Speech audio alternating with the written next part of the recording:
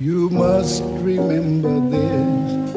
A kiss is just a kiss. A sigh is just a sigh. The fundamental things apply as time goes by.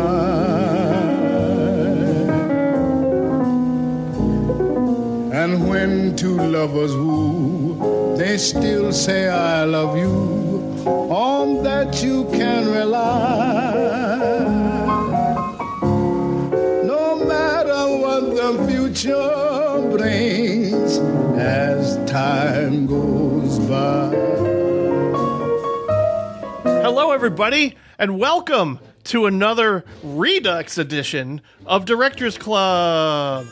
I'm your host, Jim Laskowski, and with me today, are two incredible cinephiles that host their own podcast available on some network that I've never heard of called the Now Playing Network. First and foremost, he is a returning champion, been on a couple of times, and I've had the pleasure of first meeting him at a book event for his entry in Yuletide Horror, and I happily heard him discuss Eyes Wide Shut. Chicago film critic Dave Canfield is back. Yeah, thank you very much, Jim. Glad to be back. Oh, I'm glad you're back. This is great. I know we were initially talking about another director, somebody who's making more recent films, but I just had this idea that, especially since you were hosting a Casablanca event, a screening of it, and then, unfortunately, we lost a dear film critic friend of ours that we'll pay tribute to by doing this episode in general. I thought it felt right. It just felt right to do this. So, and across from Dave, in the red trunks, is his dear friend and co-host of the Mind Frames podcast. He's, of course, another passionate enthusiast of film, Michael Cockerill. Oh, thank you. Thank you. How did you know what I'm wearing? You can see below the desk? Yes. I always, people don't know this, but while they're not at home, before we start recording, I go in and install a little camera in their room. Oh. We could Yeah. have just used my own. We could have just used my OnlyFans camera, but you know, Well, you got to tell me ahead of time. Yeah, we I can know. set up but- for tips and stuff. Oh boy. Who will be the first Chicago critic to get an OnlyFans? You know what? Dave Canfield. I wouldn't shut out the possibility that there is a Chicago critic out there with an OnlyFans. I don't necessarily judge. You know, will people tip for film criticism? You never know. I don't know. And what do you what kind of films do you cover on your OnlyFans if you're a film critic? The porn versions of everything, I guess. Yeah, Men in Black Women. I know that. Casablanca. Yeah, not that I know it, or I've seen any of these titles that I'm. No.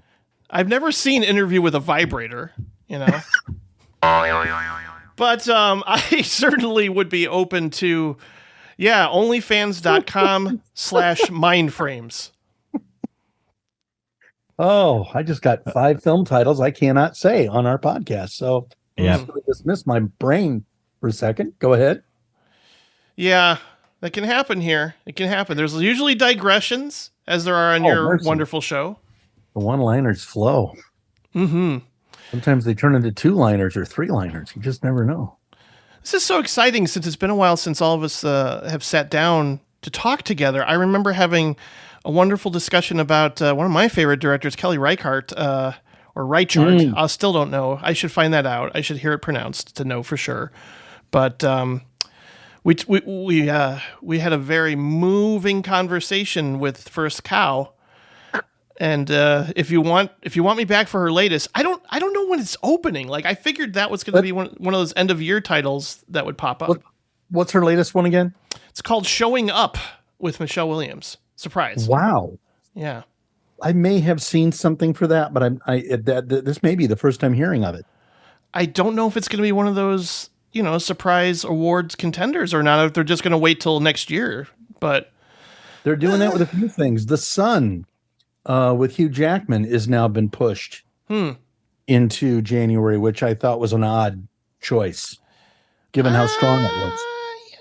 Oh, you saw it? No, it just looks strong. When you look at the material, you go, huh. I think this could possibly be awards worthy, be very interesting. For sure.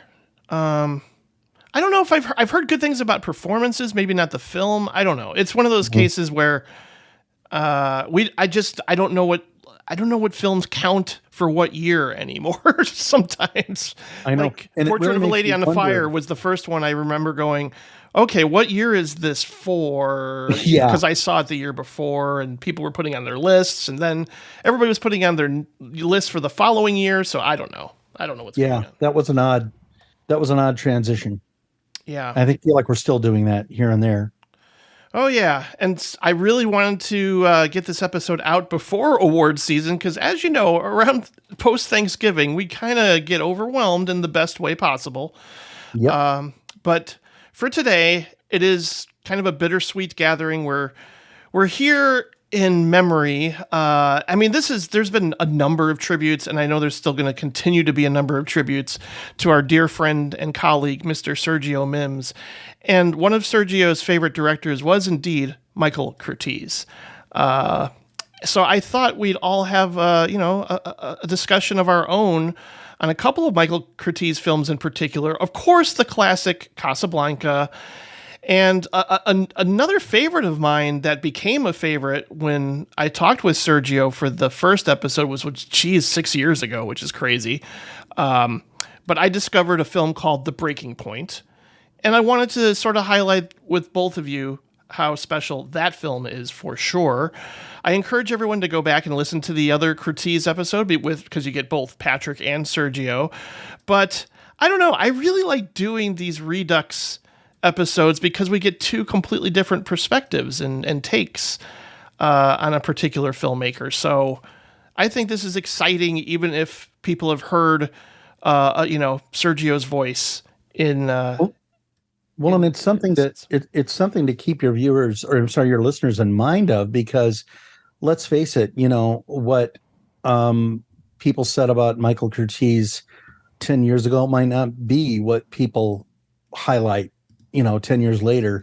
Oh, for sure. Yeah.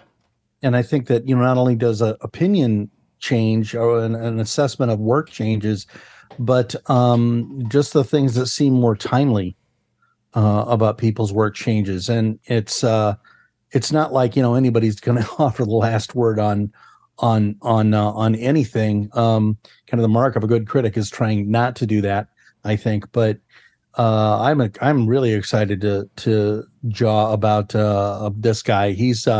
I've got 5 Michael Curtiz films that I absolutely adore, and I can't wait for us to get started. Before we do that, though, it's time for what we watched recently.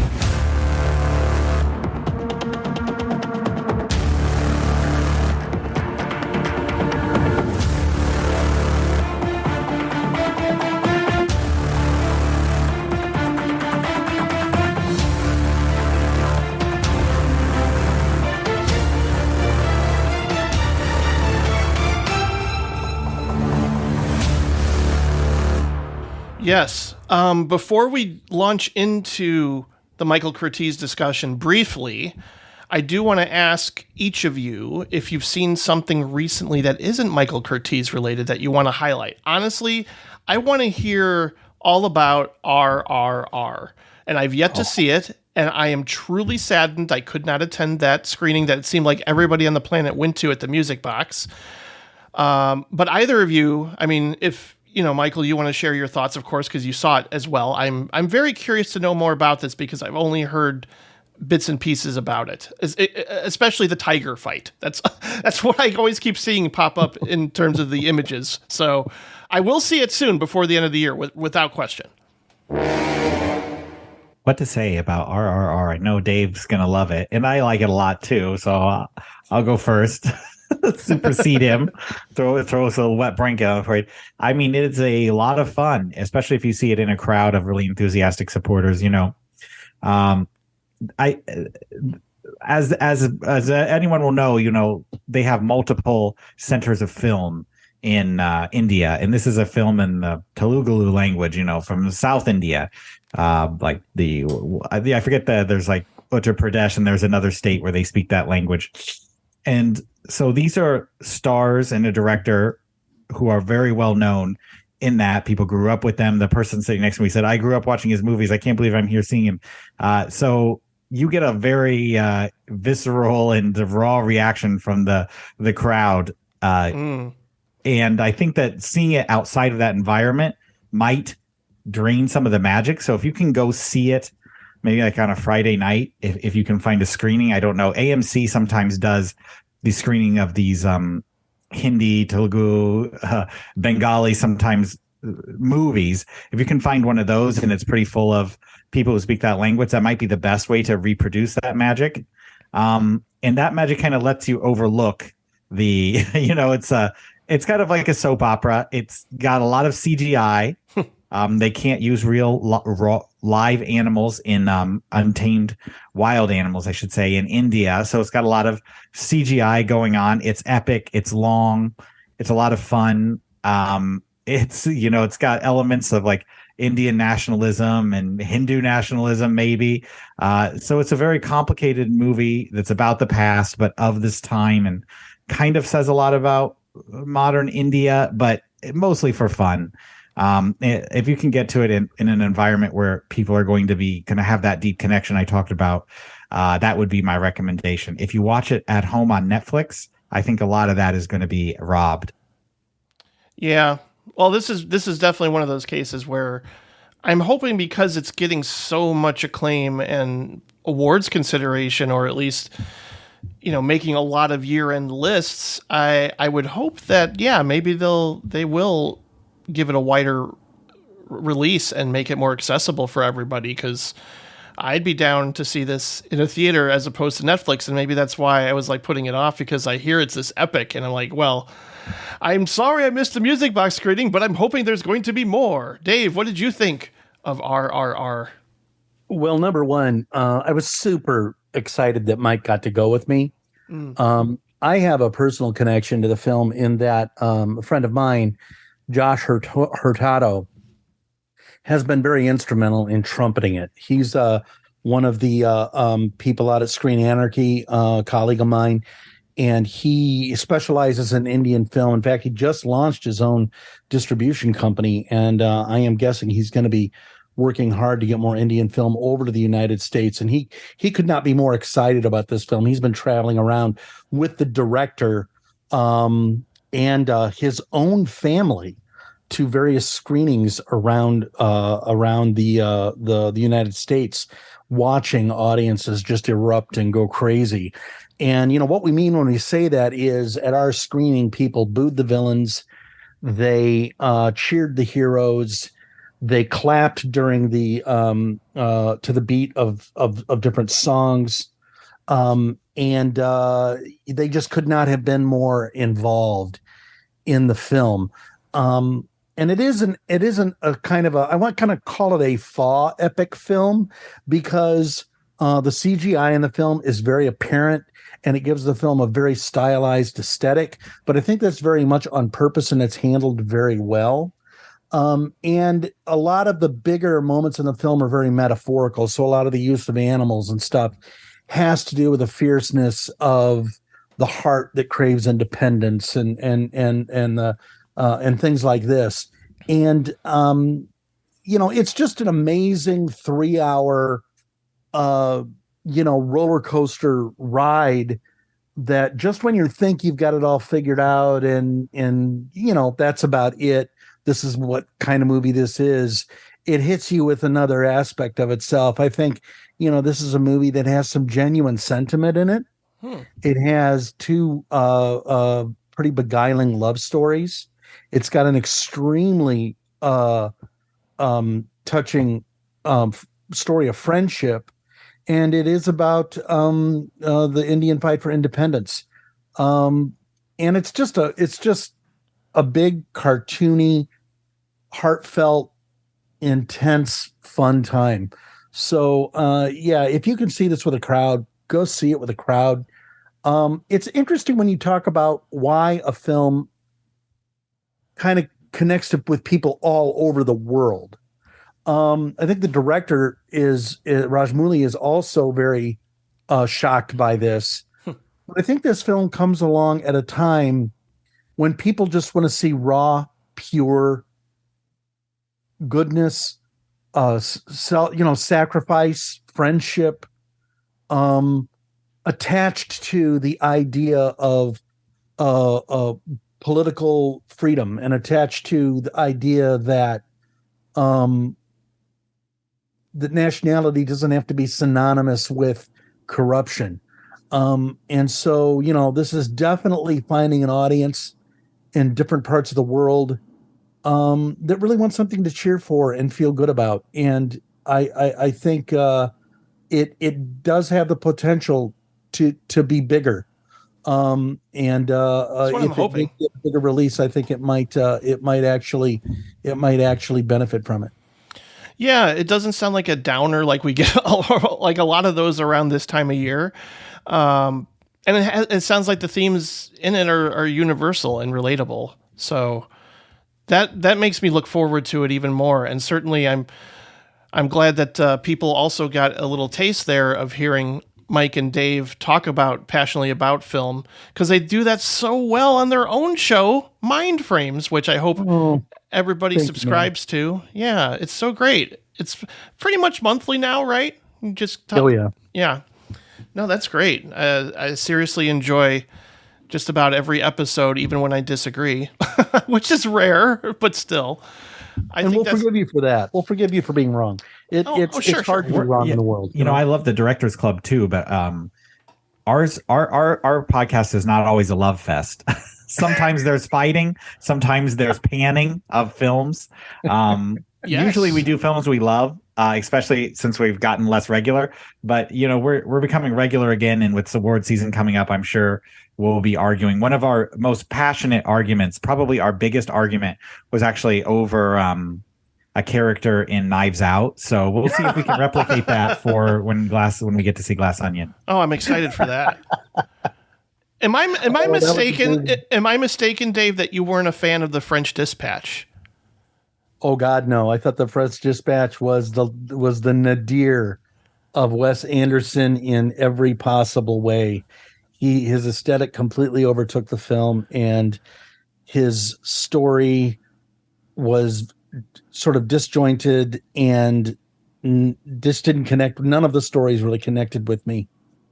See, I find that I always think of Dave as loving everything, and so when I heard that, I was like, all right.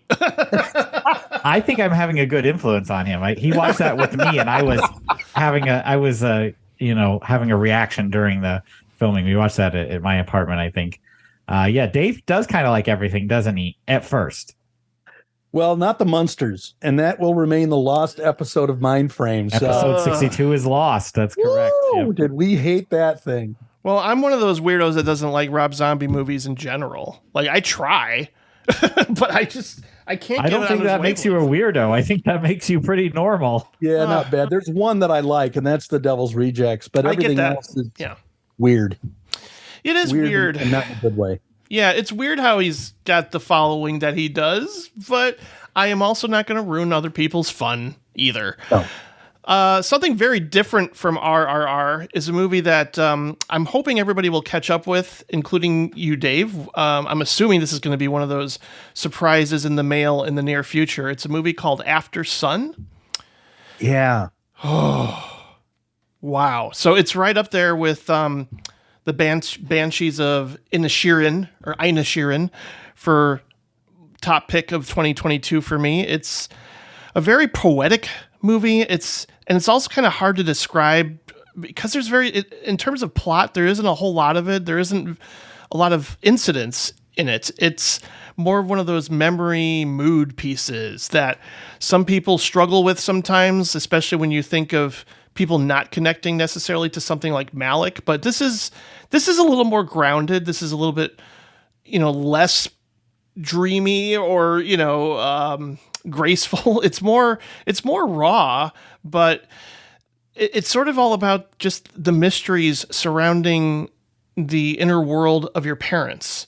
And in this case, a daughter observing her father and not always being entirely sure why he is the way he is, or why he is struggling, or why he seems aloof, or just kind of lost or deep in thought.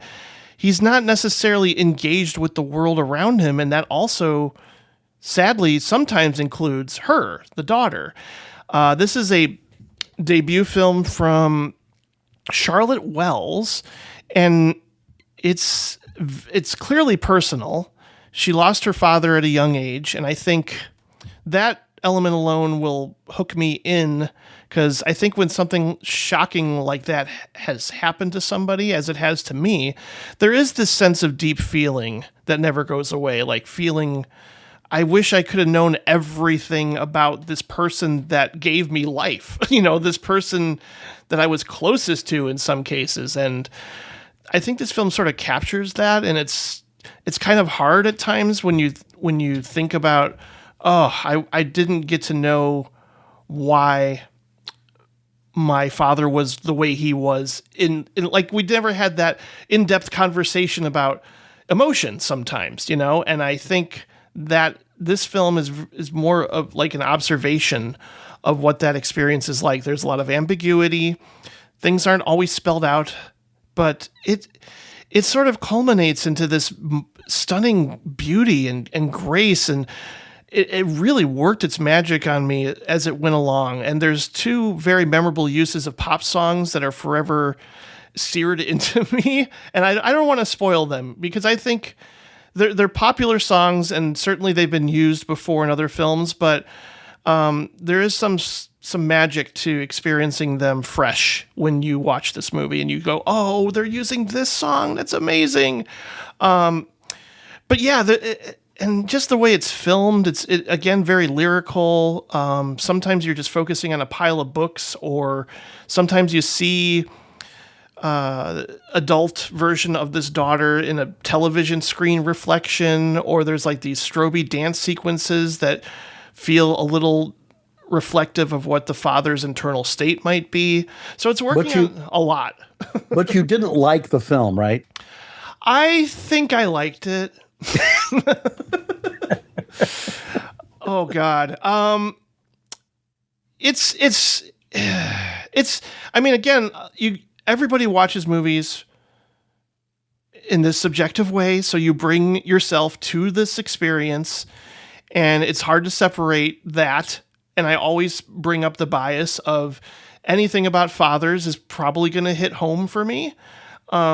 So there's that. There's a possibility that somebody can watch this movie and go, no, it just didn't connect with me, or didn't click with me, or I wasn't emotionally engaged by it. But I think just about everything I loved about it. And I do love movies that are more of a mood piece or about memory, and sort of like trying to reconcile with the past and hoping that you don't follow the same path necessarily as your parents. But at the same time, you're also acknowledging their humanity and their imperfections, and the fact that they had some love for you, even if it wasn't always externalized.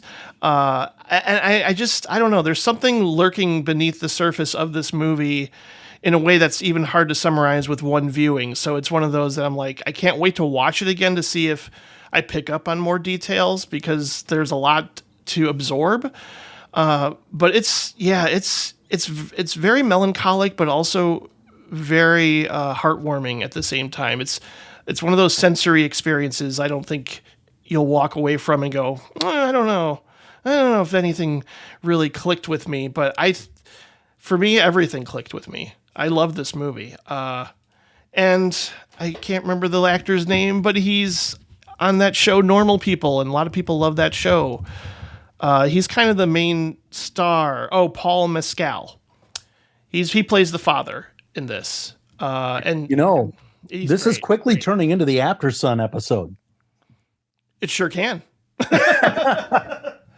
But we all know that the Weird Al story is going to sweep the Academy Awards.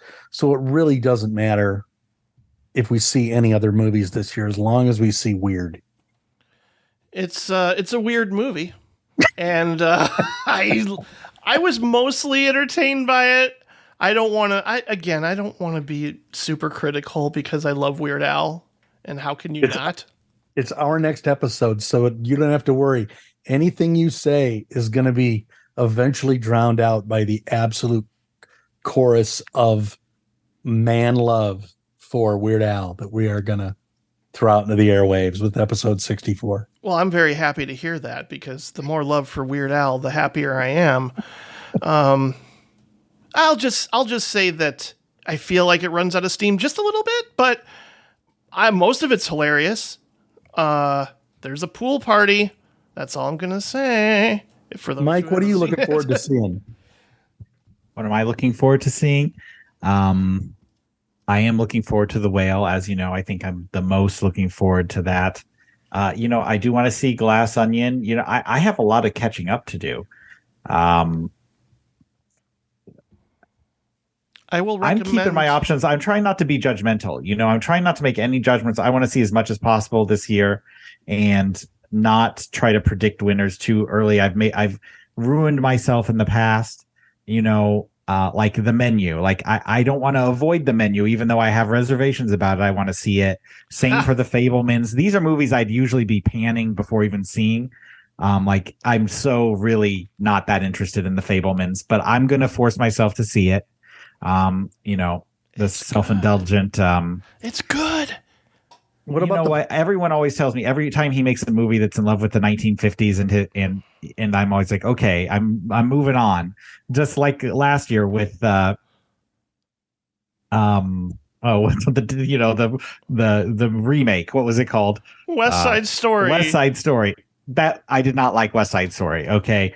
And I have a feeling that I'm going to feel the same way about The Fabelmans, but I'm keeping an open mind. It's just I'm just not in love with the nostalgia of his childhood. I'm not in love with that world. I'm not in love with, his own like narcissistic love of himself making movies. So you're starting to make me pan it. So I'm just going to back off. Spielberg is a narcissist, man. That's pretty rugged. Wow. I don't know. No, they're out there.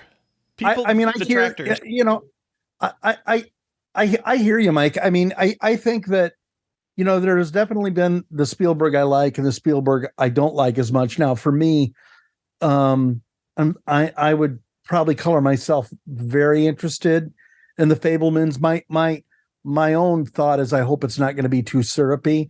There are a couple other movies coming out, one by Sam Mendes, and I cannot remember the name of it.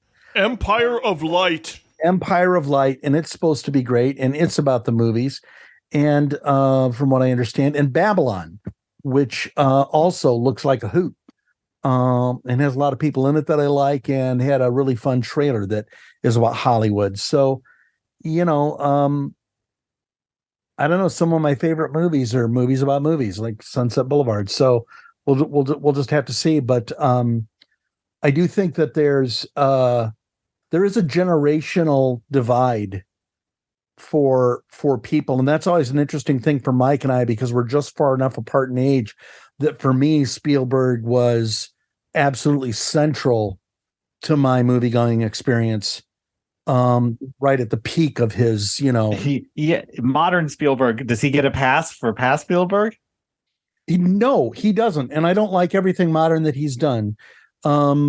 But I'll take bad Spielberg on a day over a lot of other directors. Yes.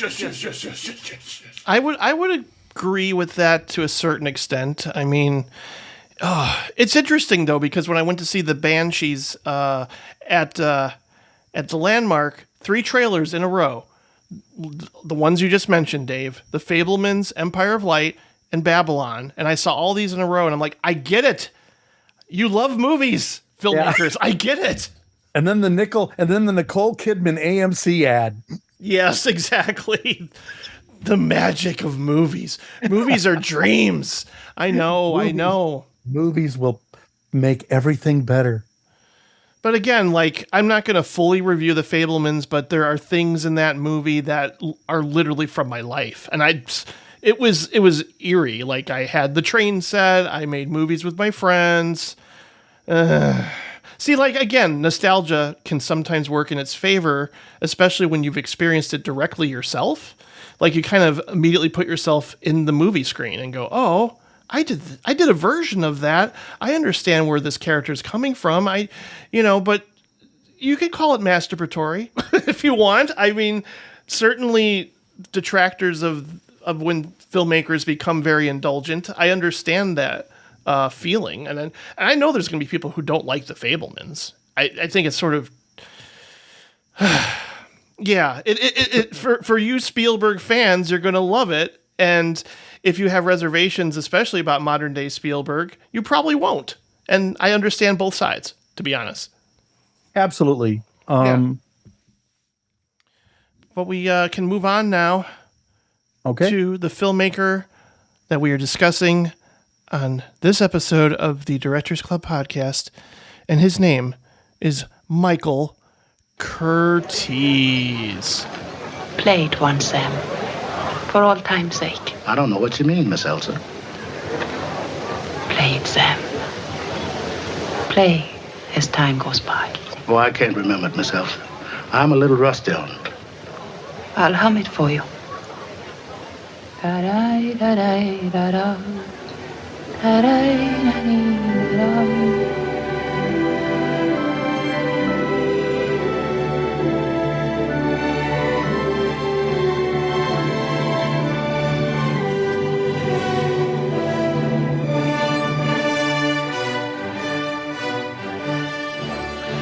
I'm wondering what your first experiences were with this director, assuming, okay, this is probably one of the classics, like, you know, your White Christmas or your Casablanca.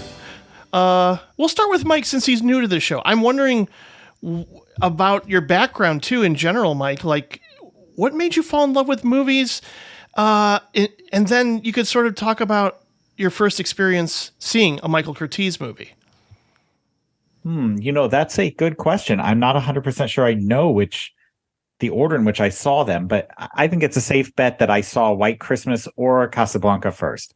I distinctly remember watching Casablanca when I was probably 2019, but it's very possible I saw White Christmas as a kid and forgot about it. What is my relationship with Michael Curtiz? You know, well, that's going to be this whole episode, isn't it? It'll probably slowly come out. But without revealing too much at this beginning, I will say that I have a lot more respect for him than, you know, my grouchy attitude you might assume I have. I thoroughly enjoy a lot of his movies. I think he has made some really nearly perfect movies, and the cast that he got to work with, and the things he did to scripts, I think overshadows anything. You know, he wasn't the nicest guy. He was kind of a hired hand, you know, old school. But yeah, I have a lot of respect for him, and I am excited to talk about what a great director he is. That's great to hear. I'm also just curious too. Was there a gateway movie for you that made you fall in love with movies in general? Since you're new to the show, I was more or less curious too about that fact. Like, what was there something that made you go, okay, movies are for me? You know, I that's something I'm always curious about when I talk with somebody on this show. That's a good question. Yeah, it doesn't have to even be a single title, but was there, I don't know, just a lightning bolt moment in life that made you go, oh. I guess I just always equate it to that scene in Almost Famous where, you know, your sister gives you your record collection. You're like, my life has changed forever, you know? Something along those lines. When I was in college, you know, prior to maybe like my last year or second year of college, I did love movies, but mainly like for entertainment purposes. You know, it's like, okay, I was entertained. I think the first movie that I saw that kind of sparked that a movie could like change you was one of the very last, I should look up if it was probably in the last 10 movies that Jean-Luc Godard made. And it was called, at least in French, I'm trying to get the English title, Notre Musique.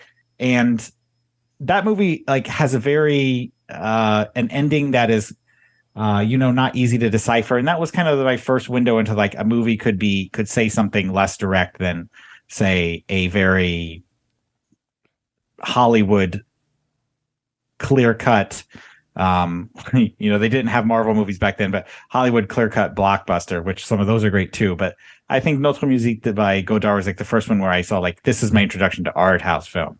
I was probably when I was 18, 19. Yeah, no, that's the right age. I always say Pulp Fiction was the one that sort of changed me.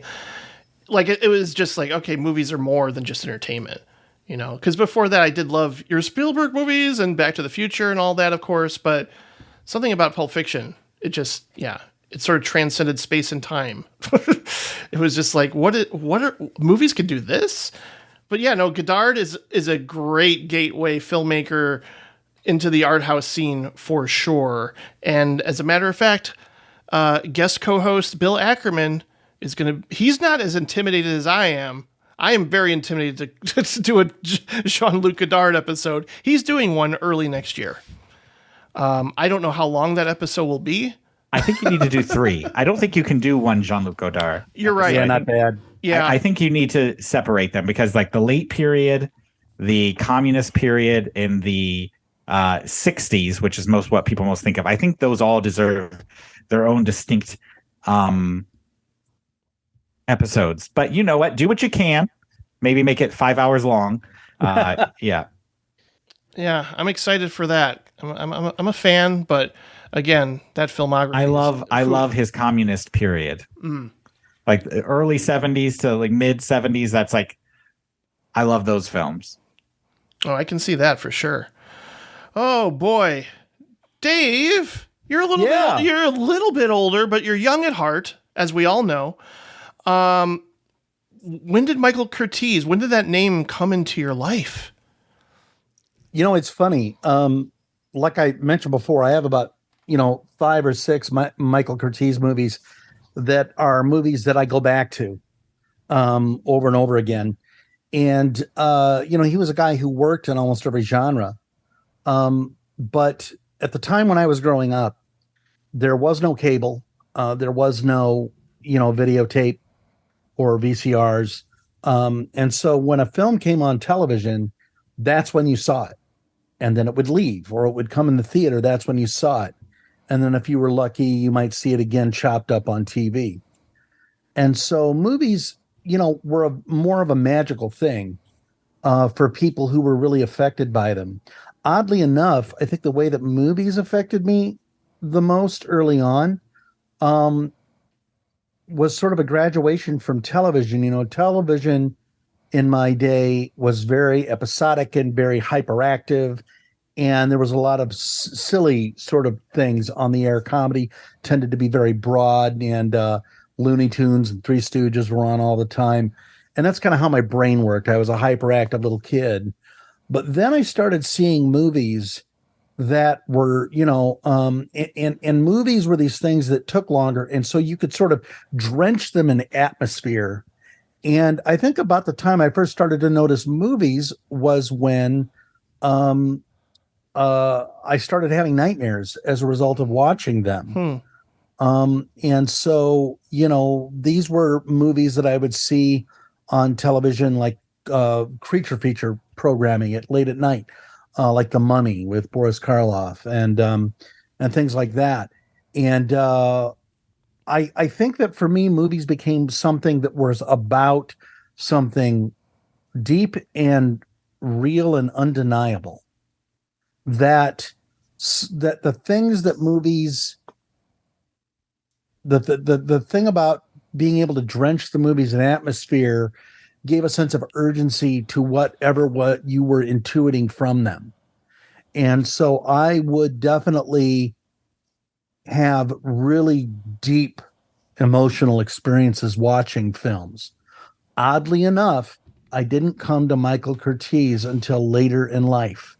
And I probably didn't see Casablanca until I was in my 20s. And after I saw it, I was never the same. Casablanca is the epitome of what you can do with a studio system in Hollywood. And then I got to go back and discover movies like The Adventures of Robin Hood, which I think is still the best Robin Hood movie easily. Oh yeah. And Mystery of the Wax Museum with the great underutilized Lionel Atwill and Fay Wray, and Dr. X, also that's a good one. Lionel Atwill. And is that Fay Wray in there? I think Fay Wray might be in that one too. I think so. But those movies have since been restored and put out into the world in these beautiful Blu-ray editions from Warner Archive. And I'm still sort of waiting on the definitive adventures of Robin Hood from 1938 with Errol Flynn. And then my other two movies would probably be We're No Angels and White Christmas. White Christmas is a weird flick. White Christmas, I often call it the Christless Christmas movie. Because it's drenched in Americana. It has some fantastic musical numbers in it. Mm-hmm. It's extremely pretty to look at, and you forget it about 10 minutes after you watch it. I know, right? That happens to me too. And I don't know what to say about that. I mean, I love White Christmas, but I probably don't love it as much as any of the other Christmas movies, like, It's a Wonderful Life or any of the other classics. I probably even like Miracle on 34th Street, the original one, more than that.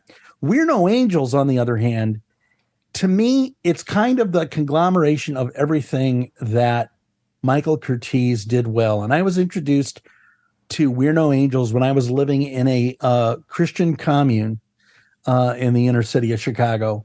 And a friend of mine said, I have to show you this really weird Christmas movie. It's got Humphrey Bogart in it. Basil Rathbone is in it. Leo G. Carroll, who, of course, was in marvelous, movies like Tarantula and stuff growing up. Aldo Ray, and Peter Ustinov. Mm-hmm. Very young Peter Ustinov.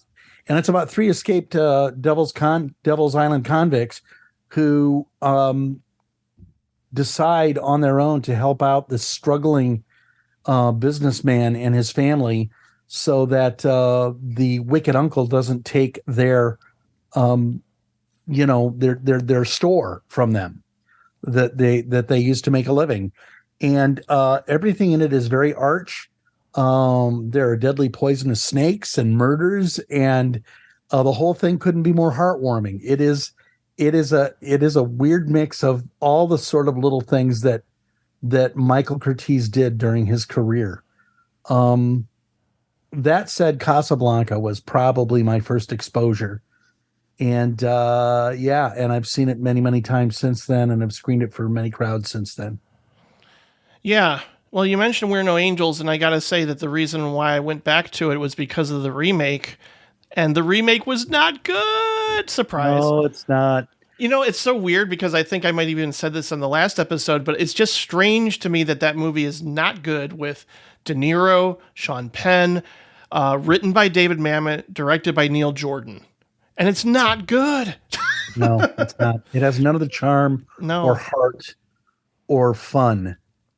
That, it doesn't even have that fun look that We're No Angels has. No, very true, very true. I don't think anybody's heart was into that remake, and you could see it on screen. Whereas a movie like Casablanca, it's interesting to talk about this, because obviously you could there's a whole Roger Ebert commentary out there on Casablanca. There's an incredible new 4K restored version of it available now. I think fairly recently now people can pick that up. And I'm sure there's a ton of extras on it, and I can't wait to dive into that and watch a 4K of what I consider to be a perfect movie. And it's interesting to me that since I mentioned Pulp Fiction, Tarantino recently put out like a list of 7 or 8 movies that he thinks are perfect, and Casablanca's not on that list. And I was kind of surprised. I'm wondering if he has reservations that I only know a couple of other people do, in terms of the chemistry not being there between Bogart and Bergman, which I know I can't believe some people think that, but I think there were even concerns on set that it wasn't like, this is an interesting case of people being kind of not so sure of what this was ultimately going to be. I think Curtiz even was just not necessarily shrugging it off, but just like, all right, this is another movie I'm making. I make 20 of these a year or something. Right. Unprecedented, just his staggering output of 180 movies. And he was making 5 or 6 a year and from all genres. And just, because back then it was basically quantity, over quality, but not in all cases. There's a lot of great examples of directors, of course, John Ford, Howard Hawks, Victor Fleming, all these incredible filmmakers. And Curtiz was certainly revered for, having a great track record. But I think during the filming of this, it wasn't necessarily oh, we got a classic here, so we're going to make sure that it is a classic. It's sort of, I guess, happenstance. I guess it just sort of happened, it's got this peculiar magic to it. You do have to remember it wasn't an inconsiderable film in Warner Brothers slate. It was given a good budget and an absolutely A-list cast from top to bottom. They definitely poured the resources of the studio into it. I mean, you had Humphrey Bogart and Paul Heinrich, who were two of the biggest stars in Hollywood at the time, Ingrid Bergman, Claude Rains, and then character actors like Peter Lorre and Sidney Greenstreet, who, at that time especially, you didn't get better than that. And this is post Maltese Falcon.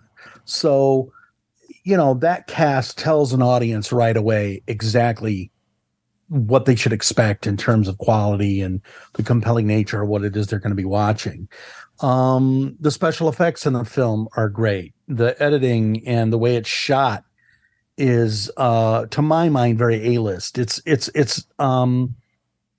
it did win 3 Oscars. It won Best Picture, Best Director, and Best Adapted Screenplay. In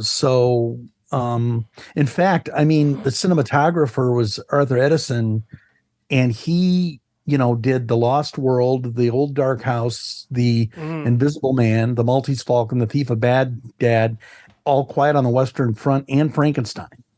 So, some of the great talent of the time was involved in making this movie. Yeah, without a doubt. I think the idea that they got lucky with Casablanca, which is kind of the mythology of this film. Yeah, like a happy accident. Yeah. I don't know who coined the term, but that is often I've heard that many times. I don't buy it for a second for a lot of the same reasons that Dave is saying. If you look at the people involved in this film, all of the pieces were there to make a good movie. Of course, famed producer Hall B. Wallace. All right, look at his resume. A lot of the pieces that come together. Of course, he was a producer on the Maltese Falcon. We already talked about that. I think this is one of the end of his Warner Brothers career. Well, Warner Brothers had brought out everyone on their roster, which they did for every movie. But this was considered this was going to be one of their big gambles. And yeah, no one knew it was going to go on to become one of the most revered movies of all time. I'm not saying that, right? But the idea that this was some little scrappy movie that came out of nowhere, when they put their best director, their most influential producer, their biggest stars. They did a bunch of rewrites. The Warner Brothers themselves were involved. They were in a lot of films at that point, of course, notoriously. But I do not buy for a second that there wasn't a lot of love going on for this film, and there wasn't a lot of high hopes at the time. I don't know the history that intimately, but I know all these names were big names at the time, and the A-list that they had to pull out of film at that time. And the promotional this had a huge promotional campaign. They re-released it to time it with goings on in the world. They did the premiere, I think, during the initial invasion of North Africa, and then they re-released it, or they did something around the time that Casablanca was being liberated in the war. So there's an incredibly, that's kind of that old Hal's magic there. It's kind of an incredible promotional campaign. So I don't buy the happy accident argument at all. too many things were already in place years before. And, timing is everything. But I don't think that. I think this was a well-placed bet at the right moment, not an accident. I'd be inclined to agree with that more.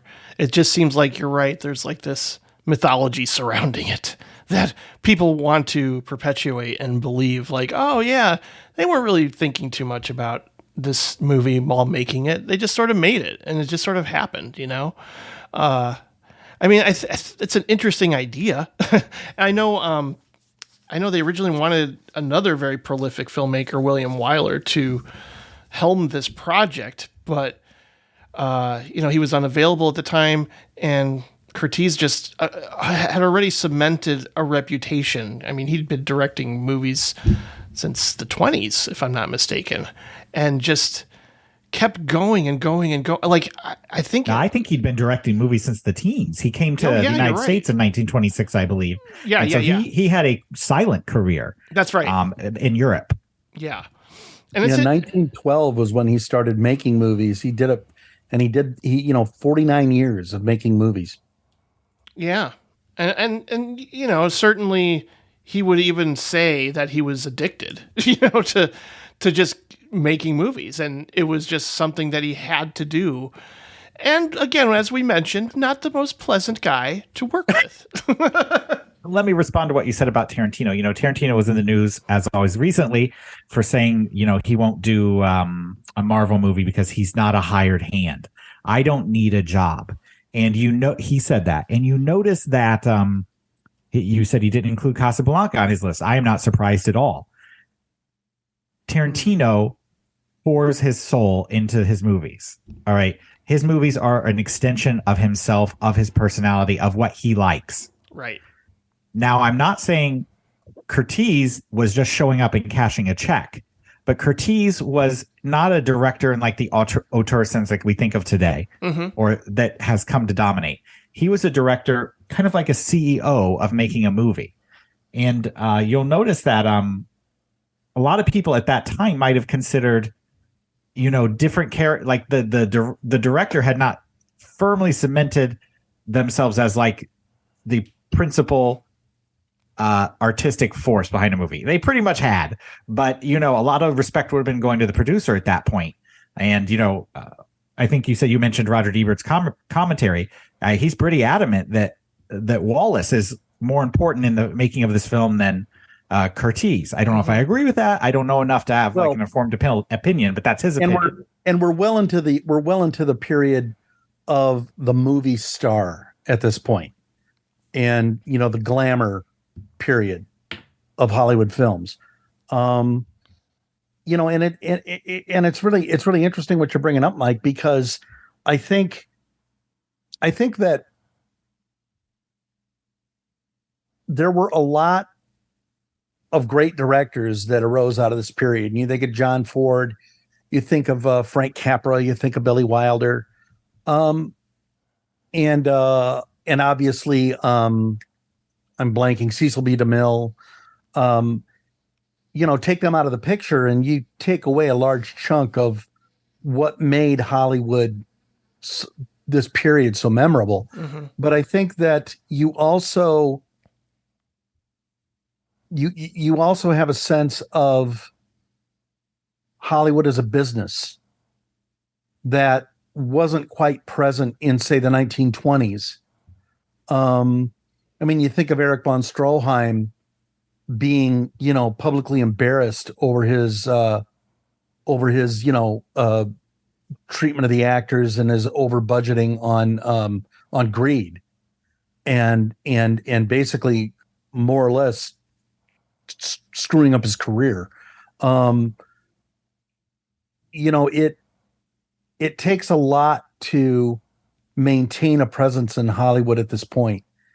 And Curtiz was somebody who did it for 49 years.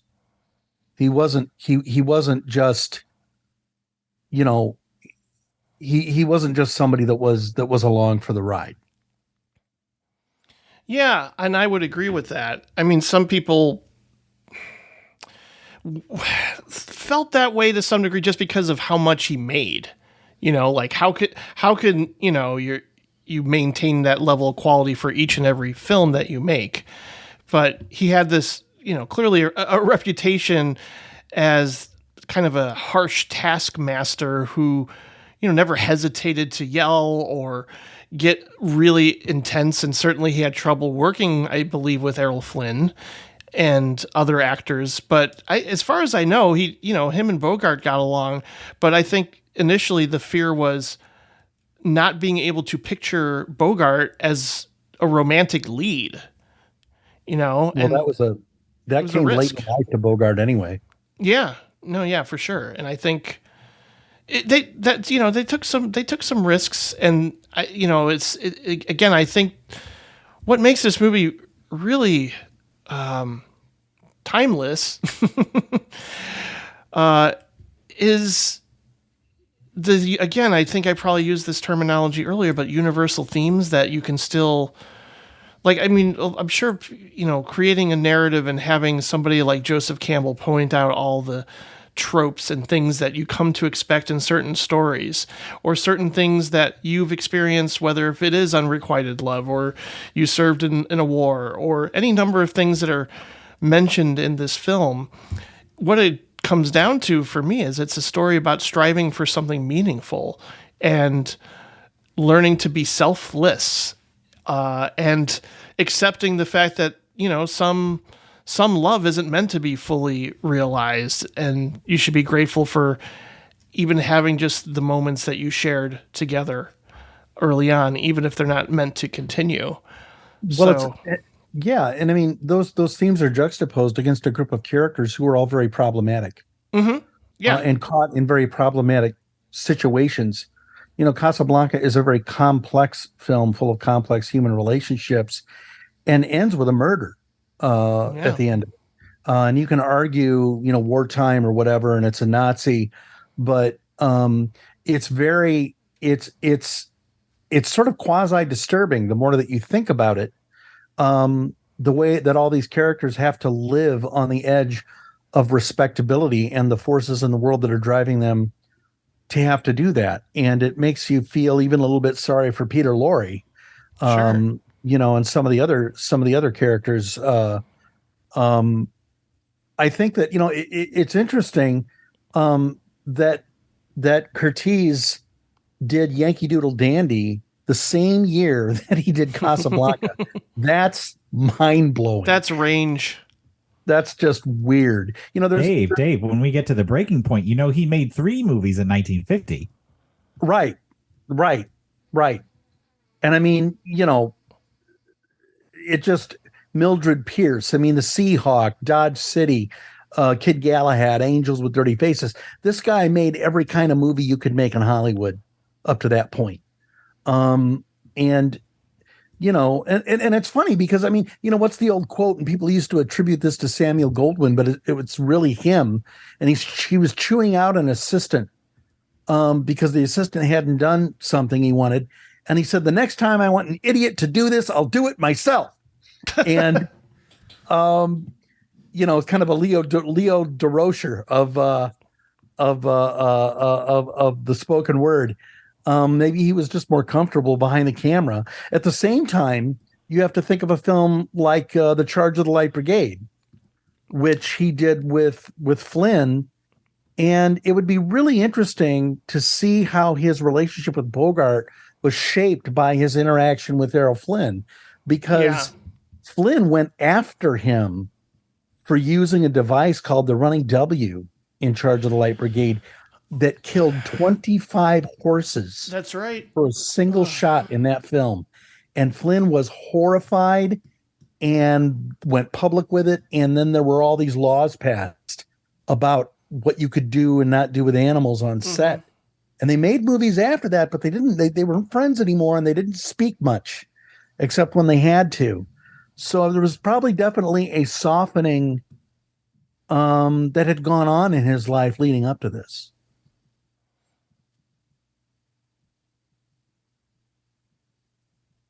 As we take a breath and reflect. Oh, yeah. And speaking of The Charge of the Light Brigade, I am going to be including Sergio's review of The Charge of the Light Brigade, but he talked about his love of the remake, the Tony Richardson version. And he was a huge fan of both versions as far as I know, but had a lot more to say about the remake just because it was one of those, totally under the radar movies that not a lot of people had seen. And he wanted to bring attention to, I think, the 1968 version. So and that's a story that's been done a few times, much like, we'll get to it, but The Breaking Point. No, that's another really interesting film with, Errol Flynn as Major Vickers in that story. And it was, hardcore stuff and really intense. And yet Casablanca is, considered this romantic movie, but at the same time, you're right, Dave, there's a lot of darker edges throughout here. We can sort of look at it as a love story that allows its heroes to, tap into something within themselves that they, didn't know was there, but then they realize it and it becomes, something transcendent. And, a lot of people will certainly point out some of the incredibly quotable lines here that will forever be a part of pop culture. There's like 5 of them.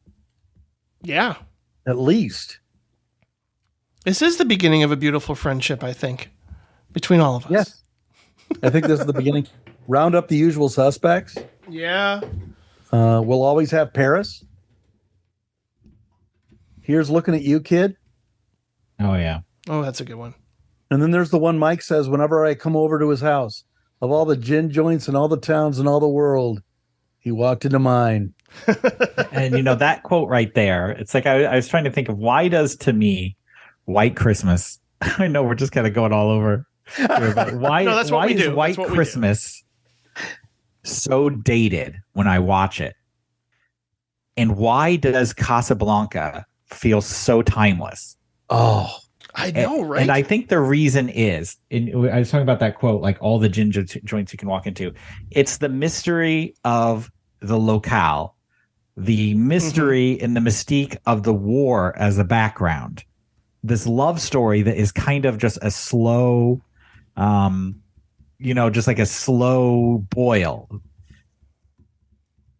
I think all those things come together and are foreign enough and are like confusing enough to take you out of it enough in a good way to not see the close in the World War II, not see that as something that is quote unquote dating it. And I think that's part of the magic of Casablanca. I think that's what makes it eternal, is all of those things are so subtle. The love story and the mystique, they're subtle enough to where they're not bopping you over the head, where the Christmasness and the post-World War II-ness and the patriotism and the aggressive 1950s, culture of White Christmas bangs you over the head. It's not subtle at all. Still a great movie, but not timeless like Casablanca. Casablanca is an adventure you want to climb inside. White Christmas is a train ride that's fun to ride for a little bit. It's funny. It's funny because I think that if you look at Casablanca and the way that it's aged, you have the equanimity of Sam and Rick's relationship, which is clearly a friendship based on equality and mutual care for what's best for one another. You have a very adult relationship between him and Ingrid Bergman that is extremely difficult to sort through. What are we going to do now? Now what? Why did you do this? You have the forces of evil, which are so beautifully drawn in the film. We talk about Nazis being a sort of a cartoony metaphor. I think in like Spielberg movies, often, for instance, they have been in the Indiana Jones movies. Oh yeah, they're kind of like we stack the Nazis up like cordwood, Bang Bang Bang. But I think that in this movie, there's a lot more subtle treatment of how people felt about that kind of oppression.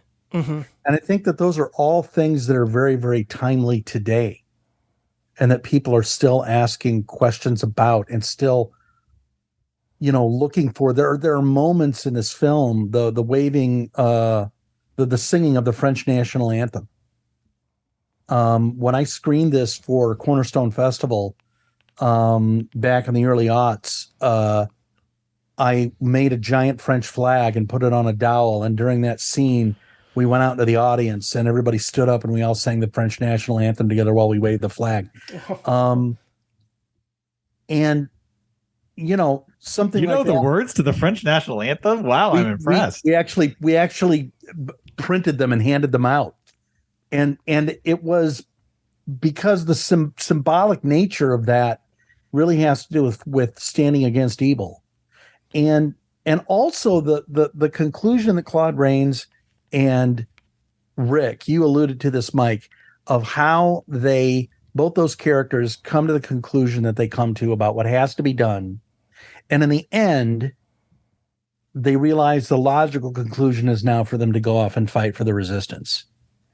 And there's something so Sam and Frodo about that. There's something so right about that to me. Yeah, no kidding. That's a good comparison. Yeah. And it's something that I think people keep coming back to this movie, and it's not, you never get tired of it. Like there's some movies you can rewatch over and over and over again and wear yourself out or something. And I feel like, I look forward to spending time with these people.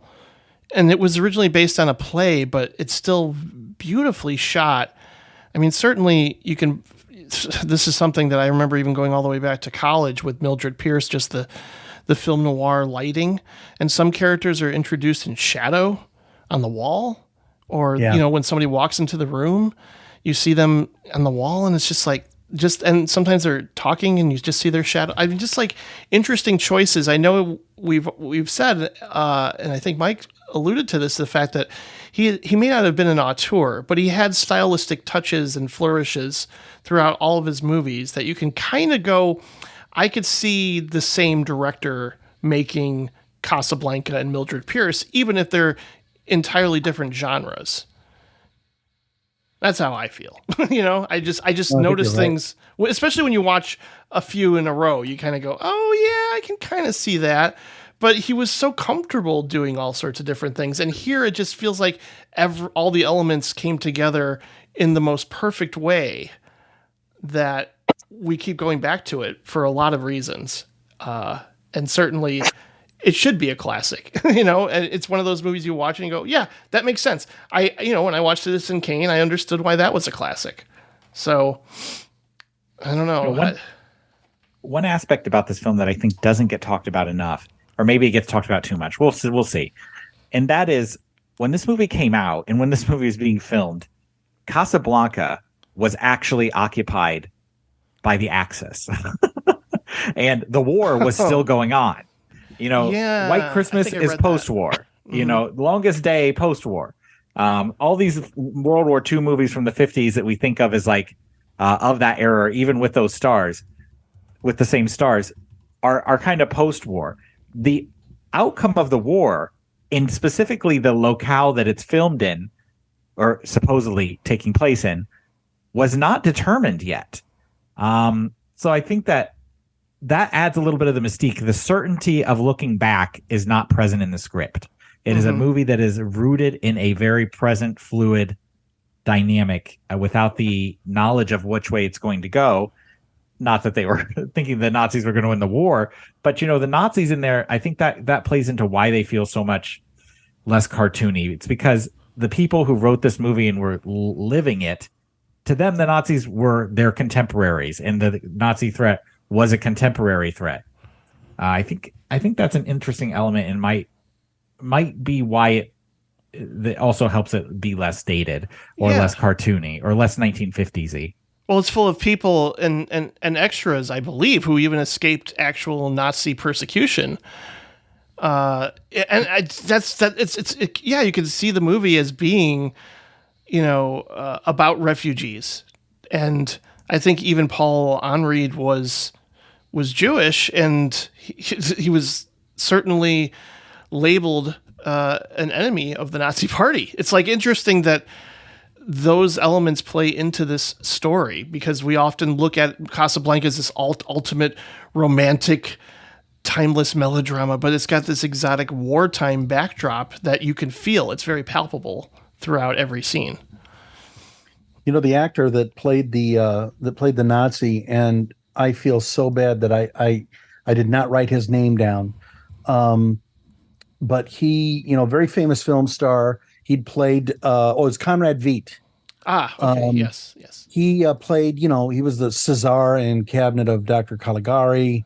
Right. He was The Man Who Laughs. He was a very, very famous film star all over the world. And by the time he made this movie, very established star, could do anything kind of that he wanted. So he was one of those other people that got thrown into this.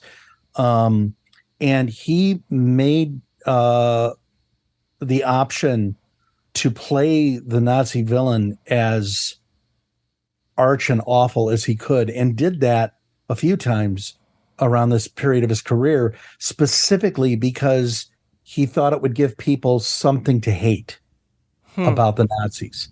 He was that angry and that wanting to use his career to support the war effort, that he wanted people to have that archetype to bounce off of as they thought about it. And it's funny. I mean, of course, the movie was written by John and Julius Epstein.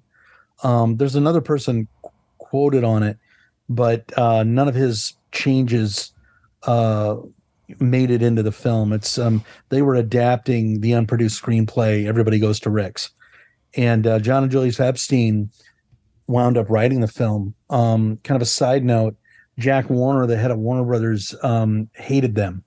They were always like pulling pranks, and they kept these really weird hours. And so, out of spite, Jack Warner, a few years after this, reported them to the House on Un-American Activities Committee. And they never had to testify, but when they were given the form that they had to fill out in case they would get called, there's a question on the form that said, "Have you ever had to work for a subversive organization?" And they said, "Yes, Warner Brothers." That's what they wrote on that. Well, yeah, I think unfortunately, but you definitely don't separate this film from its politics. No, and you mentioned the House. I think John Garfield certainly went through a lot of trouble with the House of American Activity, or I can't remember the name. How do you say it? The House of the HUAC, House of Un-American Activities Committee. Yes, thank you. That's it. I always get that mixed up in my head. But no, yeah, we'll certainly get to John Garfield in greater detail. But I guess to just sum things up, I mean, this is a movie that has characters and feelings that are both universal and particular to that time period, to give it this, transcendent quality, yet making it very grounded at the same time. Like, these people, you can understand where they're coming from. It's not just, it's not a fantasy. It is a true blue Hollywood movie, but yet there's real feelings and complex characters. It's not all black and white. It's not like this is the bad guy and this is the good guy. And, but they trade qualities at certain times throughout the movie. And what can you say about just one of the great all-time uses of any song with As Time Goes By? Yeah, Dooley Wilson had been in Stormy Weather prior to this. Mm-hmm. But the funny thing about Dooley Wilson is he was a drummer. He was not a piano player. So all the piano playing he does in the film is fake. Oh, wow. Like, you never see his hands up close on the piano. Too, another weird thing about this movie is a lot of people think that Jack Benny may be in the background. And a lot of people claim to have Jack Benny sightings in the various crowd sequences. And I don't know, the only other thing I wanted to share was that this movie was so hugely successful that Warner Brothers decided to basically do another version of it. And if you watch To Have and Have Not, it's basically Casablanca for all intents and purposes in terms of the plotting. But it's also the movie that introduced Lauren Bacall to Humphrey Bogart. Mm-hmm. And of course, we all know about Bogey and Bacall, that he became the great love of her life and she of his. And it's also the film where you get the line, you know how to whistle, don't you? You just put your lips together and blow. Yeah. You know, I know what really scared me at one point in time was that there was, I believe, a press release given out into the world that said Ben Affleck and Jennifer Lopez were going to remake Casablanca. and I was like beside myself. I was like, if that happens, Gili Blanca.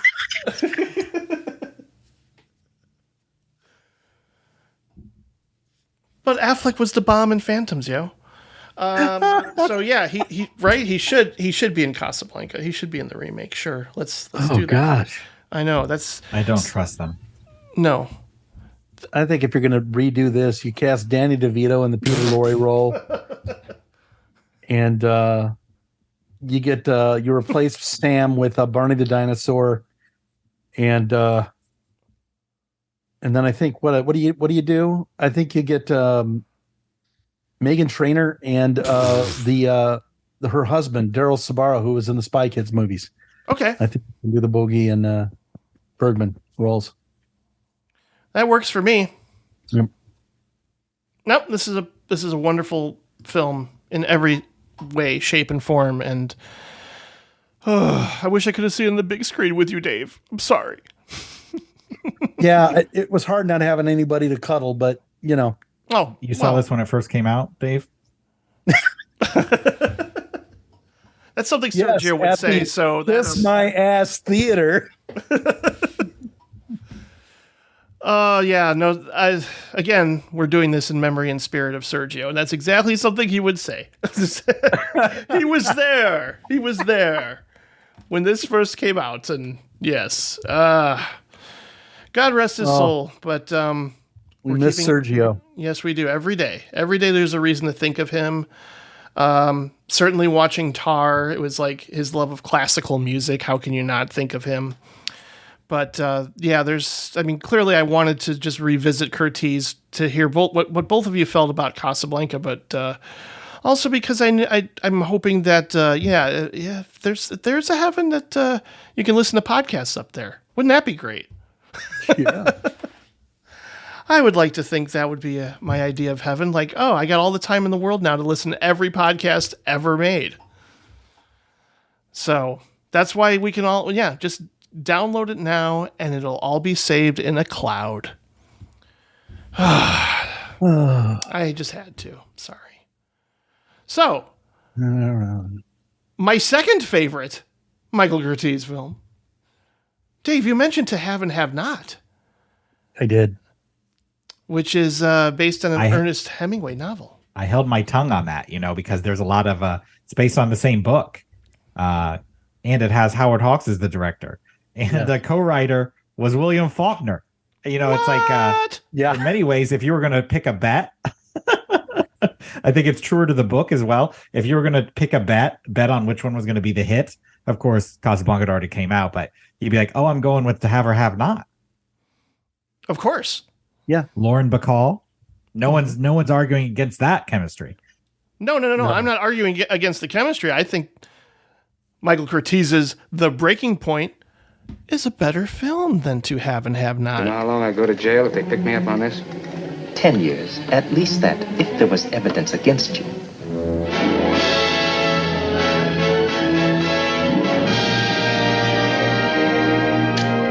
What's that for? I don't want you to know about this. No part of it. If it comes off all right, I'll tell you about it sometime.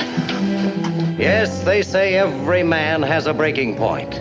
But try to find it in Harry Morgan, two-fisted skipper in whose wake lies a trail of adventure that has taken him to strange places among men who live in the shadows beyond the law. Born for danger, he faced the deadly threat of guns, the greater menace of a reckless woman. Every challenge drawing him deeper and deeper into a whirlpool of hazardous intrigue. It's John Garfield as Harry Morgan, who sold his courage to the highest bidder. Patricia Neal as Leona. Easy to know, hard to forget. Where's the money for me? You'll get it tomorrow. Don't get it now. You've got it on you. They wouldn't have set a time without making sure about me. She's got something for me. We're something together. Spoils everything else for me. How do you know till you try? Now, let's see the color of it, Mr. Singh. I have the rest of the money right here. I certainly feel a lot more, and it's not to disregard To Have and Have Not. It's a fine film with incredible chemistry and star power. But I don't know. Again, this was a discovery. This was one of those things where I'm like, I'm doing a Michael Curtiz episode. I should see this movie called The Breaking Point. And then, by the time the ending came along, I was like, holy shit, what am I seeing? This is a fantastic noir that's also a really heavy character study about, essentially desperation that, would be utilized in any number of stories. Like, you could even think of Breaking Bad while watching this movie. Like, Harry Morgan really does sort of have this intense desperation at points, where it's just like, I got to do this thing because, I want to support my family. I want to be the best husband I can be, best father I can be. And yet he's a selfish dude too. There's no denying, like, he's really in it for himself, and he sort of has to come to terms with that. But, and the things that happen to the people around him, it's just, even what his wife goes through, it's just like, she suddenly is like, well, it's clear that you're more attracted to this other femme fatale that's coming into your life, so maybe I'm going to change my hair to make you happier and make you appreciate me even more. But I don't know, the husband and wife relationship in this movie is really interesting for that time period, because you can tell there's genuine sexual attraction between the two of them. It's not like overt, and certainly, I think this is at a time when people were just on the edge about, like, direct expressions of sexual intensity or desire. But I really get the feeling those two love each other when they're, in the kitchen together or whatever. But I love everything about this movie too. I really, really do. I want to hear more from the both of you, because I don't know if I've ever heard your thoughts on this film, certainly. And I'm excited to hear them, because for me, this is right up there with the great works of Curtiz. Well, and I love that you picked this film. I'm going to save some of my comments for later. But I will say that, you picking it meant I actually had to go watch it. I had not seen this before. And I think I really understand why you love it so much. It has so much honest emotion in it. Mm-hmm. And it has so much, again, some of that same, tension of somebody trying to do what's right, and getting pulled into a lot of darkness around him. And of course, that's, one of the great noir, plots. But at the same time, he's a family man. That's what I think. It's because, like, in noir, it's always like the loner, certainly just like somebody who's maybe desperate to be in love or has intense attraction towards somebody. And that's why he gets swept into this underworld or whatever. But here, I just think that John Garfield's character, he's like, he wants to be an everyman in some ways, Yeah. I mean, the cast in this movie is almost as good, and in some ways better, than the cast in Casablanca.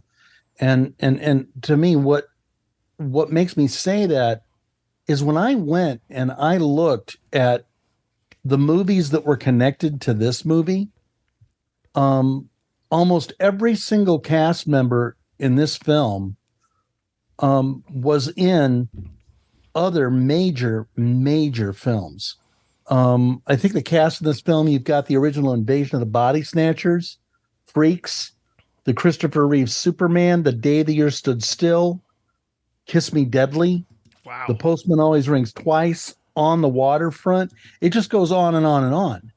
And that's without even doing like a full bore, look into what everybody that's in this movie. There's even a guy in this movie, and I love this guy. His name's Will Campbell, and he's in Star Trek in a couple of fantastic episodes, including one where he plays a character called Trelane, who is basically a kid who happens to look like an adult who is punished by his alien parents for capturing the crew of the Enterprise and treating them like playthings.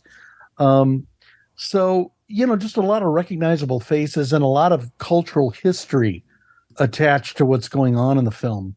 And things that make it sort of live beyond itself.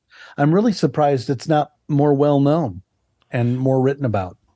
And especially now that it's available through the Criterion Collection, everybody. Pick it up, especially this month.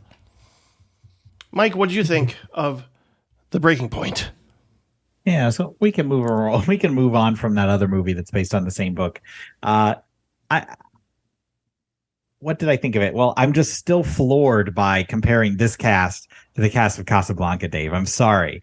This is a great cast, but it is not the cast of Casablanca, one of the all-time great lineups, some of the best chemistry between characters of any film. I feel like John Garfield's character is too much of a loner and alone in his own mind. Mm-hmm. You called him a family man, and I wouldn't go so far to say this is a noir.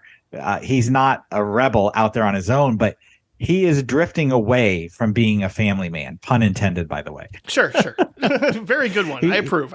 He's drifting away from being a family man, and I don't necessarily also feel that he's trying to do the right thing. I feel like he's a good man that's trying to do the wrong thing. For a lot of we definitely see him being pulled farther and farther in the direction of getting more and more involved with crime and more dangerous crime. And, I guess I'm seeing different little bit, reading his character a little bit of a different way. So I like this movie a lot. It is no Casablanca, but it is an excellent film with, complex characters, with a complex character and I think the comparison to Breaking Bad, it's like Breaking Bad before Breaking Bad. And in fact, it has breaking in the title. No surprise. He reaches his breaking point. I think it has a lot of the Hemingway elements I like. The, strong, silent man, the man that's like being attacked by, I think they downplayed it in the movie, but I imagine that it's upplayed in the book by weaker men and women. Like the women, he's being pulled by these two women who they're kind of representing the two directions. I liked it quite a bit. I would say I would give it probably 3.5 stars and call it good. But Dave, I can't follow you to comparing this cast with Casablanca. Well, I do think that if you track the cast of Casablanca, they just don't appear in as many classic films. I mean, yeah, Bogey appears in a lot of classic films, and so does Peter Lorre and Ingrid Bergman. Yeah, I'm not doing resume comparisons. I'm saying the chemistry in the depiction of the characters in Casablanca is classic and rarely surpassed. And yeah, but this movie is good. Yeah, I mean, I guess my point is this: there's a couple different ways to watch movies, and I think particularly when you're watching older movies. When you're watching older movies, you often recognize characters that you've seen elsewhere. You recognize actors that you've seen elsewhere, and actors that have come to embody certain things in cinema. Actors that always played the old man, actors that always played the heavy, or the mall or the sidekick. And I think that, I mean, there's a couple other movies here. One Flew Over the Cuckoo's Nest, Spartacus. Some of the most recognizable actors in Hollywood are in this one movie. And for people that grew up watching classic cinema, particularly catching it on TV as they were growing up, I think that this is really a rich cast. Yeah, I don't think Garfield and Patricia O'Neill are Bogey and Bergman, but I don't think there are any slouches in this movie. This is a very well acted movie with a very very interesting conflict, and that heads towards a really interesting sort of denouement. So yeah, I'm a big fan of this film. A very, very sad, dark ending. I think that's what gets to me. Maybe that's what makes me elevate it to a degree, is just like, oh man, this is a real big downer for, yes, this certainly selfish guy who, probably clearly got in way over his head to the degree where he's practically on his deathbed.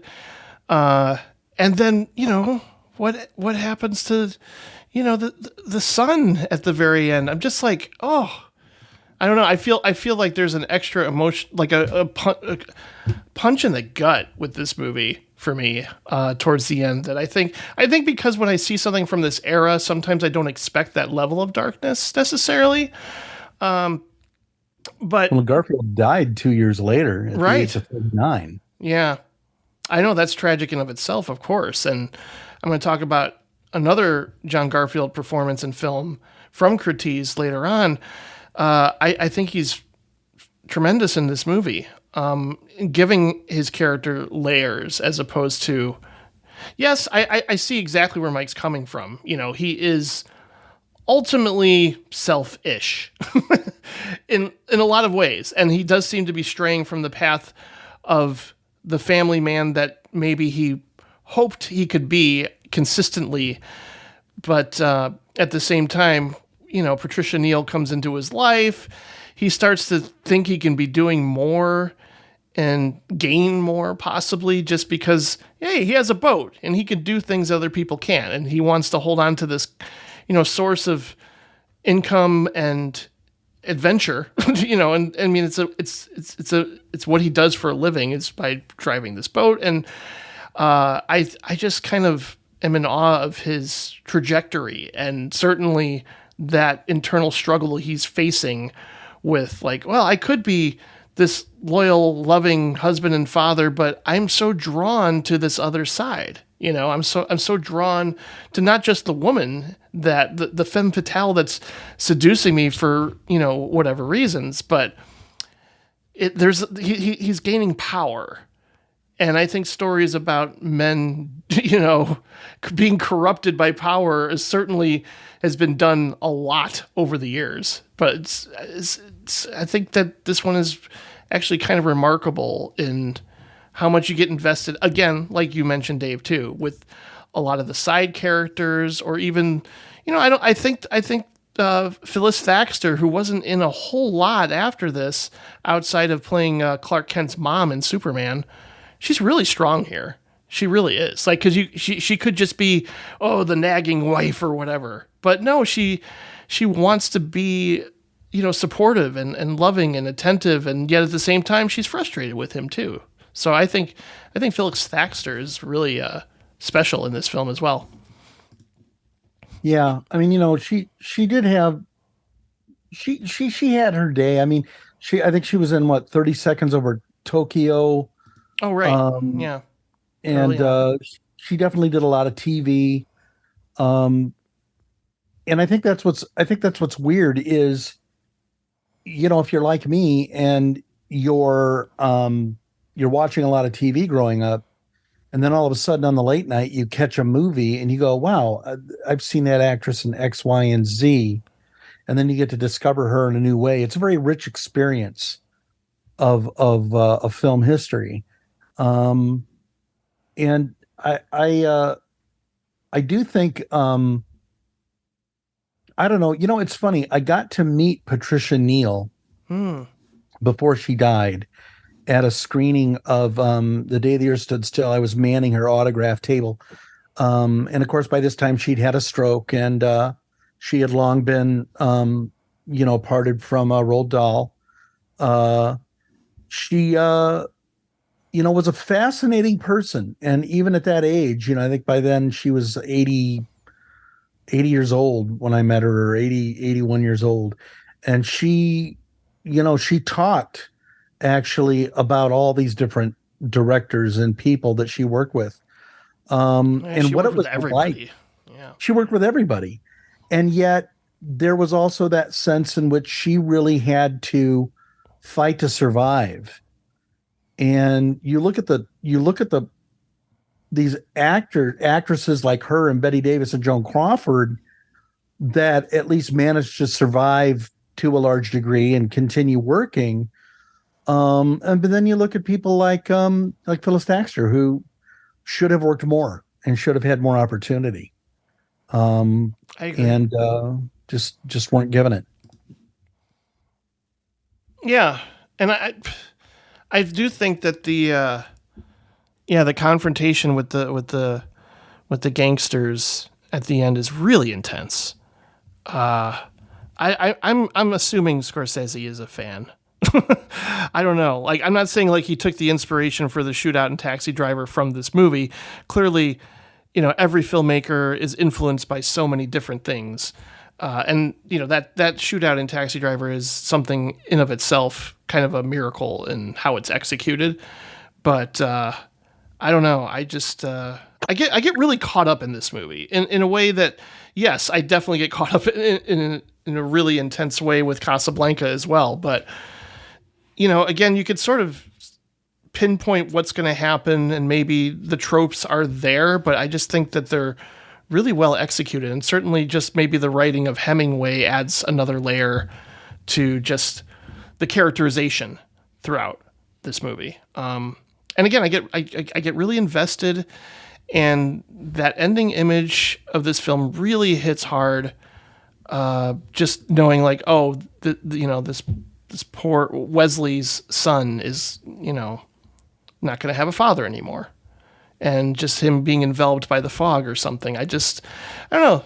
It's very sorrowful, and certainly just what John Garfield has to go through in this movie. It's a lot. It's a lot to take on, but I don't know. Maybe most people wouldn't put this up there with an all-time classic, but I still think in terms of Curtiz's career, this is kind of a highlight for me, especially. But I just want more people to see it, damn it.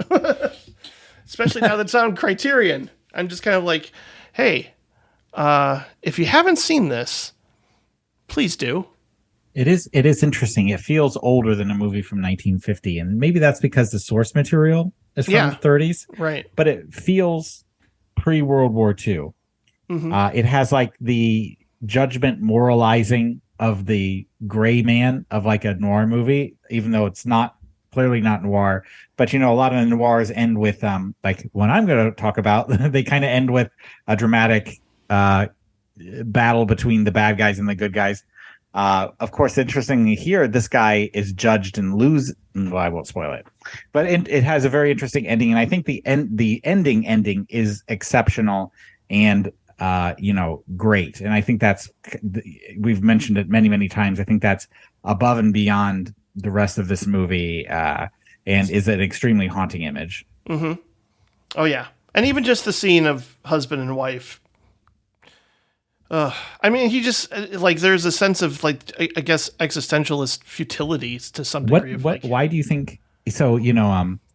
His main sin is pride, right? And it's interesting that at the very end of the movie, he's kind of offered a way out, which is but he declines it, and so he dies of the sin of pride.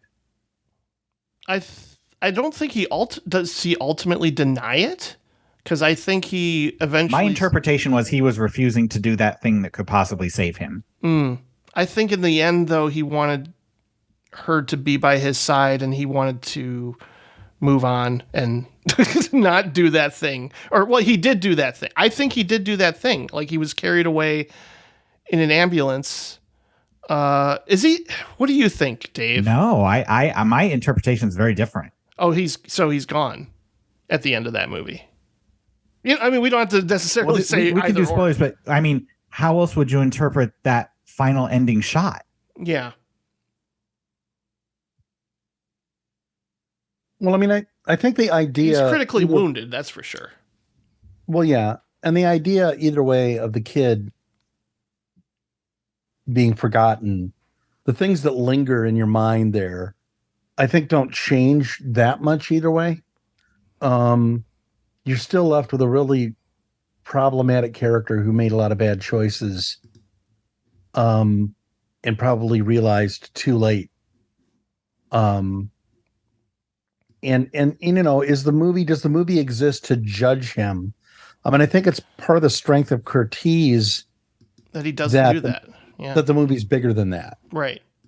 But at the same time, that doesn't mean that we can't have our interpretation. You know, that's the whole point, isn't it? Mm-hmm. Is that we're all always trying to think about these sorts of issues and think what would be the right thing to do for different characters. You know, one of my favorite movies is Night in the City with Richard Widmark.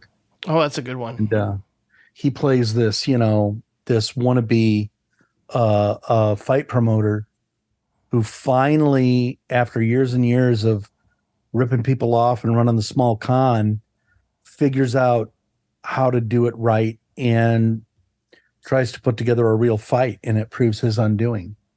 And you watch his past basically close around him. And we talk a lot about that in noir, but there's a very present feeling to what happens to him. And you know, the justness or the unjustness of it, it's you know, to me, it's cautionary, either way. Yeah, and I do like a good, complex, cautionary tale, and certainly pride is his sin. And is this a cautionary tale? Well, is there judgment or is there not? It's not a cautionary tale if there's no judgment.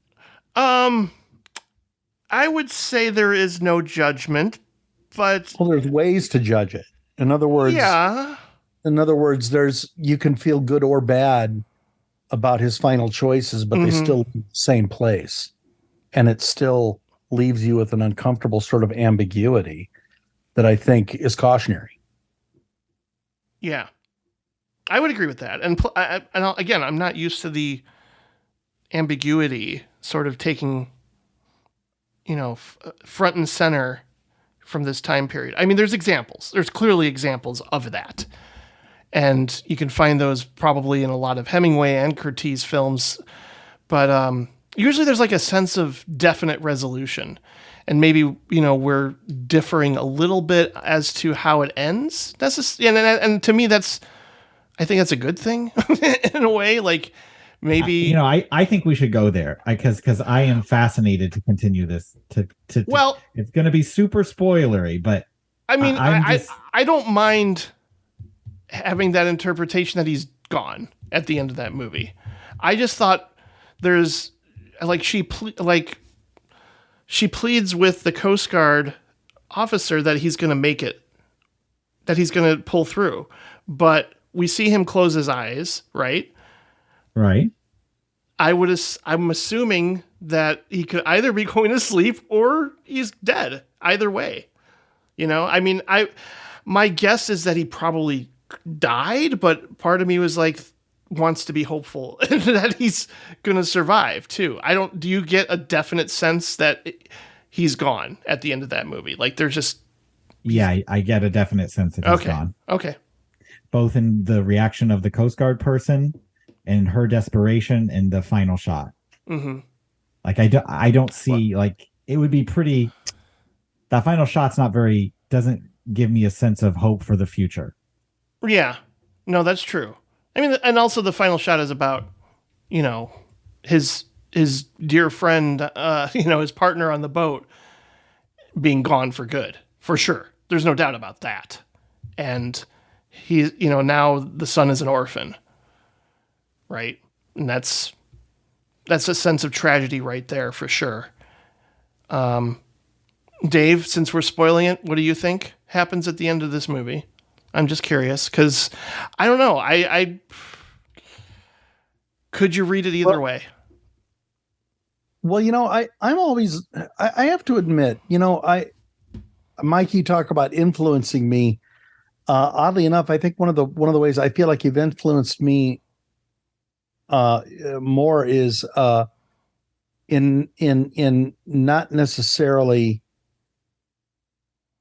seeing things in one way. I think that there's certainly a strong argument to be made for interpreting the film this way. I think a lot of films from this period end in the way that you're assuming this ends, and that is that what probably happened to this guy is he died and whatever. But I think that the Garfield character is complex enough, and there's enough goodness in that character that Curtiz is allowing you, if you want, to go ahead and, you know, imagine what you want to imagine there. I think that, and that's, you know, whether you think it's 90-10 or, you know, 80-20, I don't know. But the fact that it's there, I think either one of those makes for really interesting conversations. You know, there's a great film by David Cronenberg based on a really good graphic novel called The History of Violence. And The History of Violence ends on a note of real ambiguity. And yet what it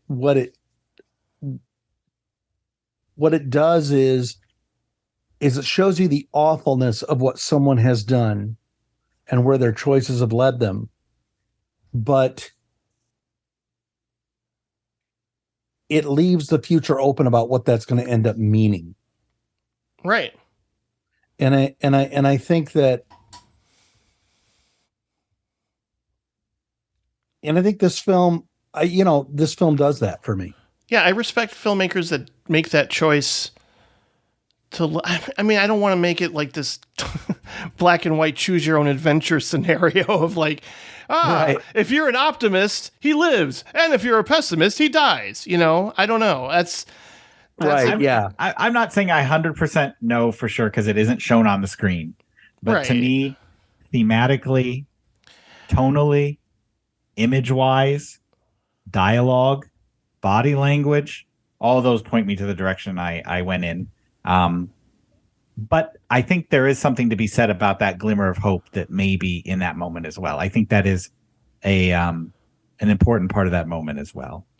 Well, certainly our conversations made me want to watch the ending again, which is a good sign. Like, I think that's one of the more exciting things about either listening to a podcast or hosting a podcast is that the passion and enthusiasm and the intelligence and insight from the people discussing the film always makes me excited to go back to it time and time again. You know, I mean, even if it's a movie I've seen dozens of times, I feel like somebody will say something that makes me like rethink something or, you know, reframe it in a different way.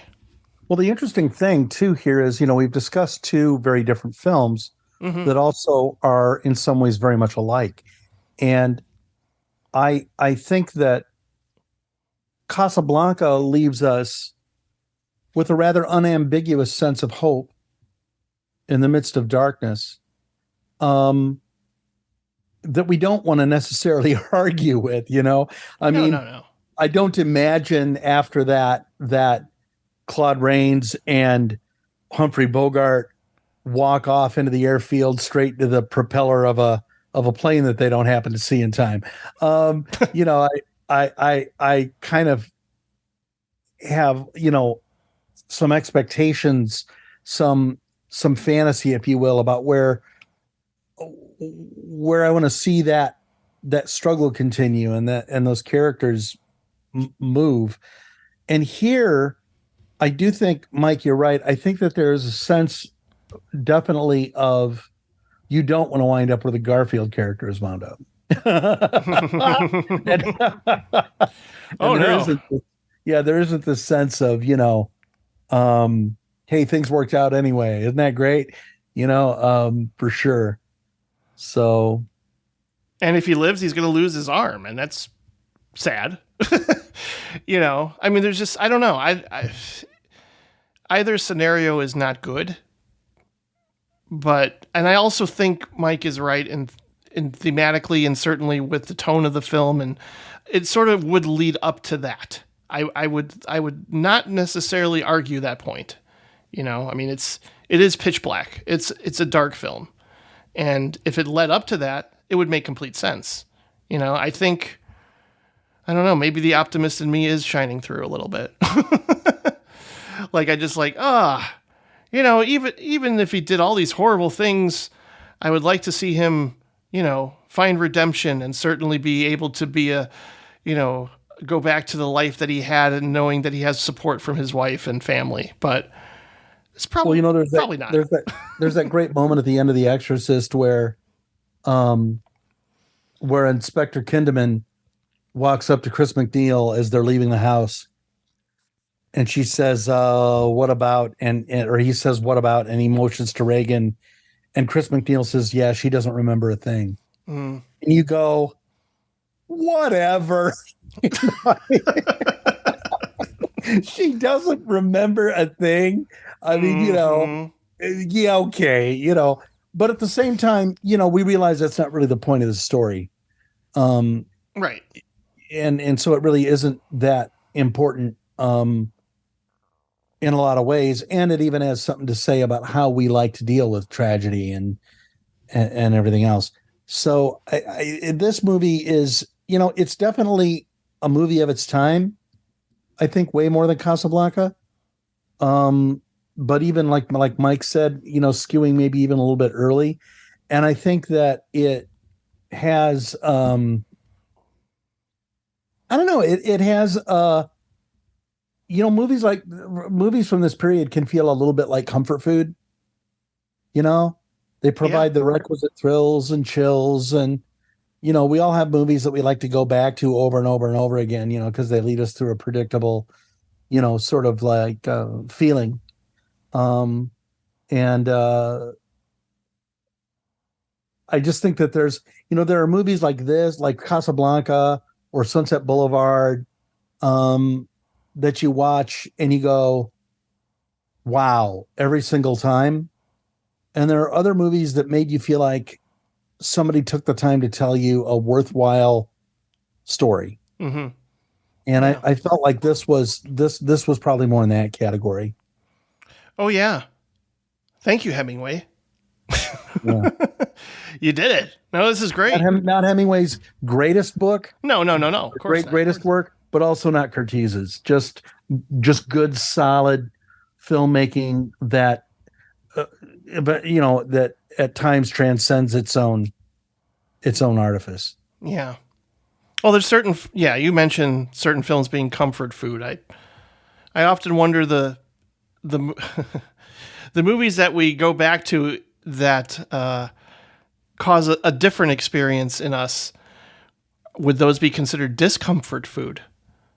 Like your Requiem for a Dream or Henry Portrait of a Serial Killer, like movies that you kind of have a morbid curiosity to go back to and revisit because they made you feel discomfort and horrible in certain ways.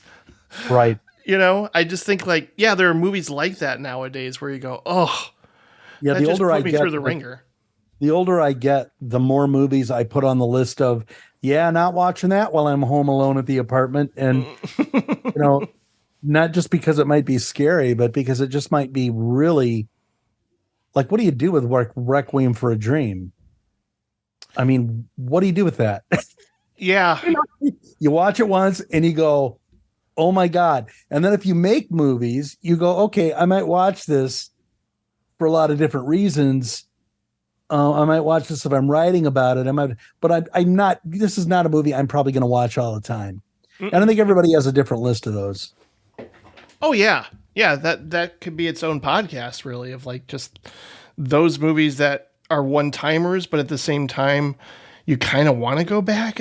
I mean, I don't know. Yeah. That's not always true for something like Irreversible, but I mean, I'm sure there are people who will go back and watch it a second time, but I just, that's a one-timer experience for me. Like, I can't put myself through that again, but I see the artistic merit of it being, widely available and accessible for people to see. So we can sort of transition really quickly here into a couple of other Michael Curtiz films we want to avidly recommend that people see. And I'm game either way for both of you if you want to just bring up a title. For say that again? Oh, just a Michael Curtiz film that you think is noteworthy, that people should seek out. I mean, obviously he has an insane filmography to where you mentioned 5 already, Dave. I think early on at the top of the show, but if you want to reiterate those or any others that you just think people should, make an effort to find and watch in the near future. I think that if you get Dr. X and Mystery of the Wax Museum, great. They're both two of the greatest pre-code horror movies of all time, and absolutely breathtakingly grotesque. Just wonderful films, and really, really ahead of their time. The look of those films are, I mean, I think it was like the 3-strip Technicolor. It's like just the way it looks is really like this, I don't know, vibrant pastel green in some scenes. It's got like this waxy quality to it that's kind of makes it really unique. A really kind of unnerving experience for both of those movies. And I get caught up in them. As, Dr. X is good stuff. And Humphrey Bogart starred in The Return of Dr. X.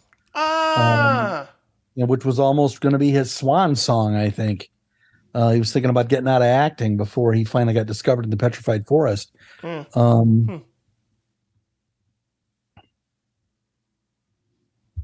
Well. Yeah. I guess I have some. I have two that I have seen of his that I think are notable.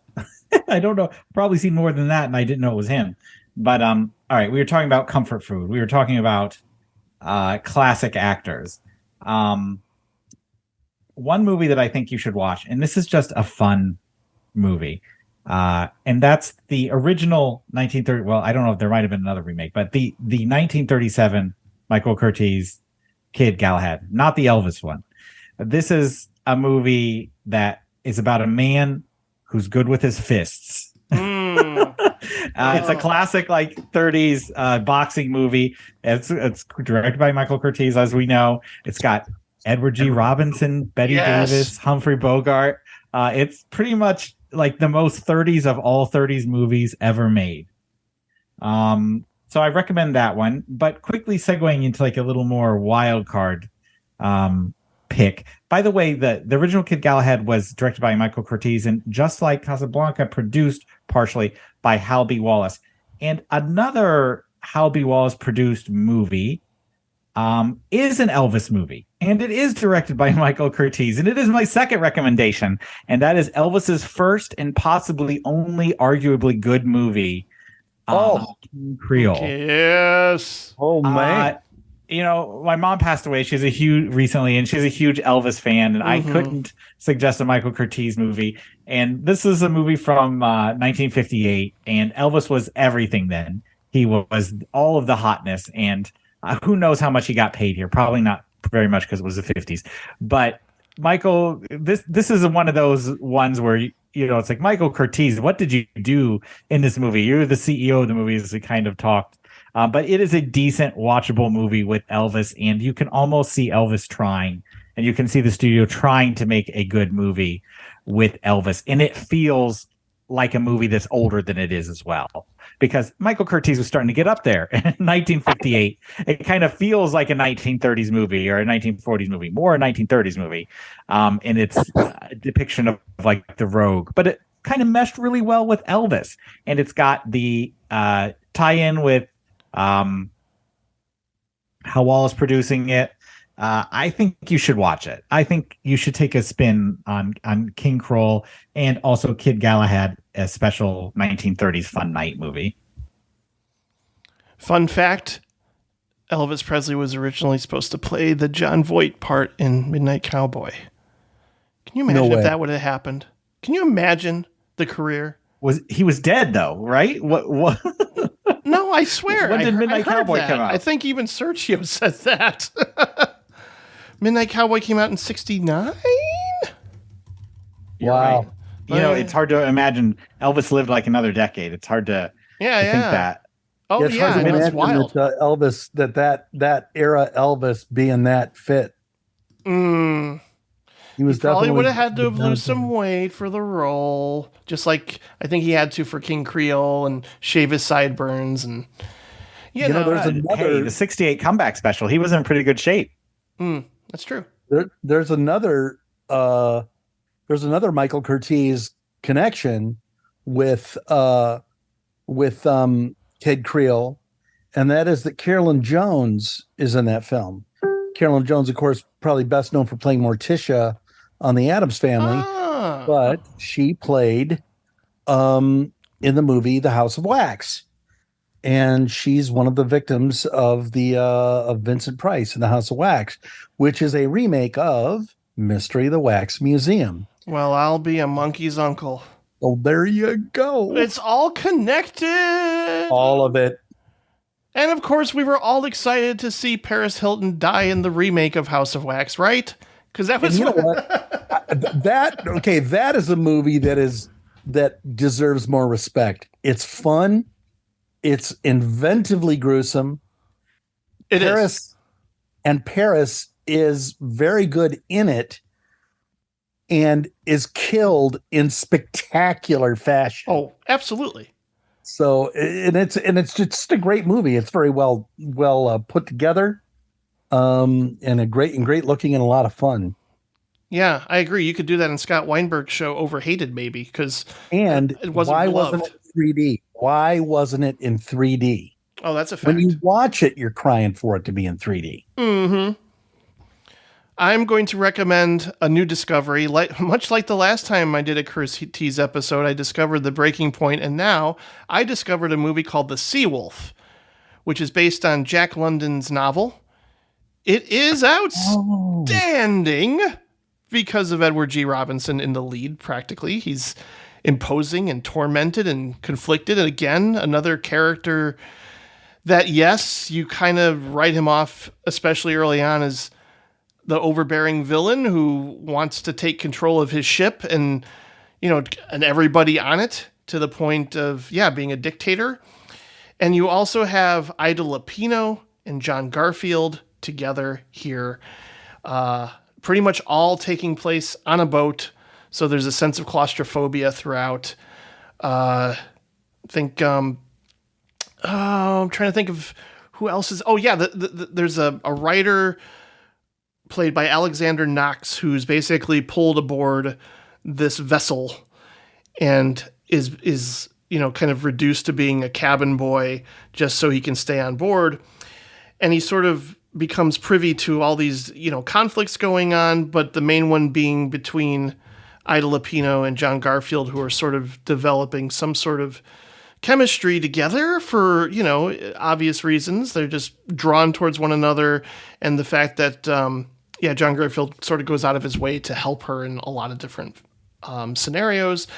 But at the same time, you're watching this for Edward G. Robinson being larger than life.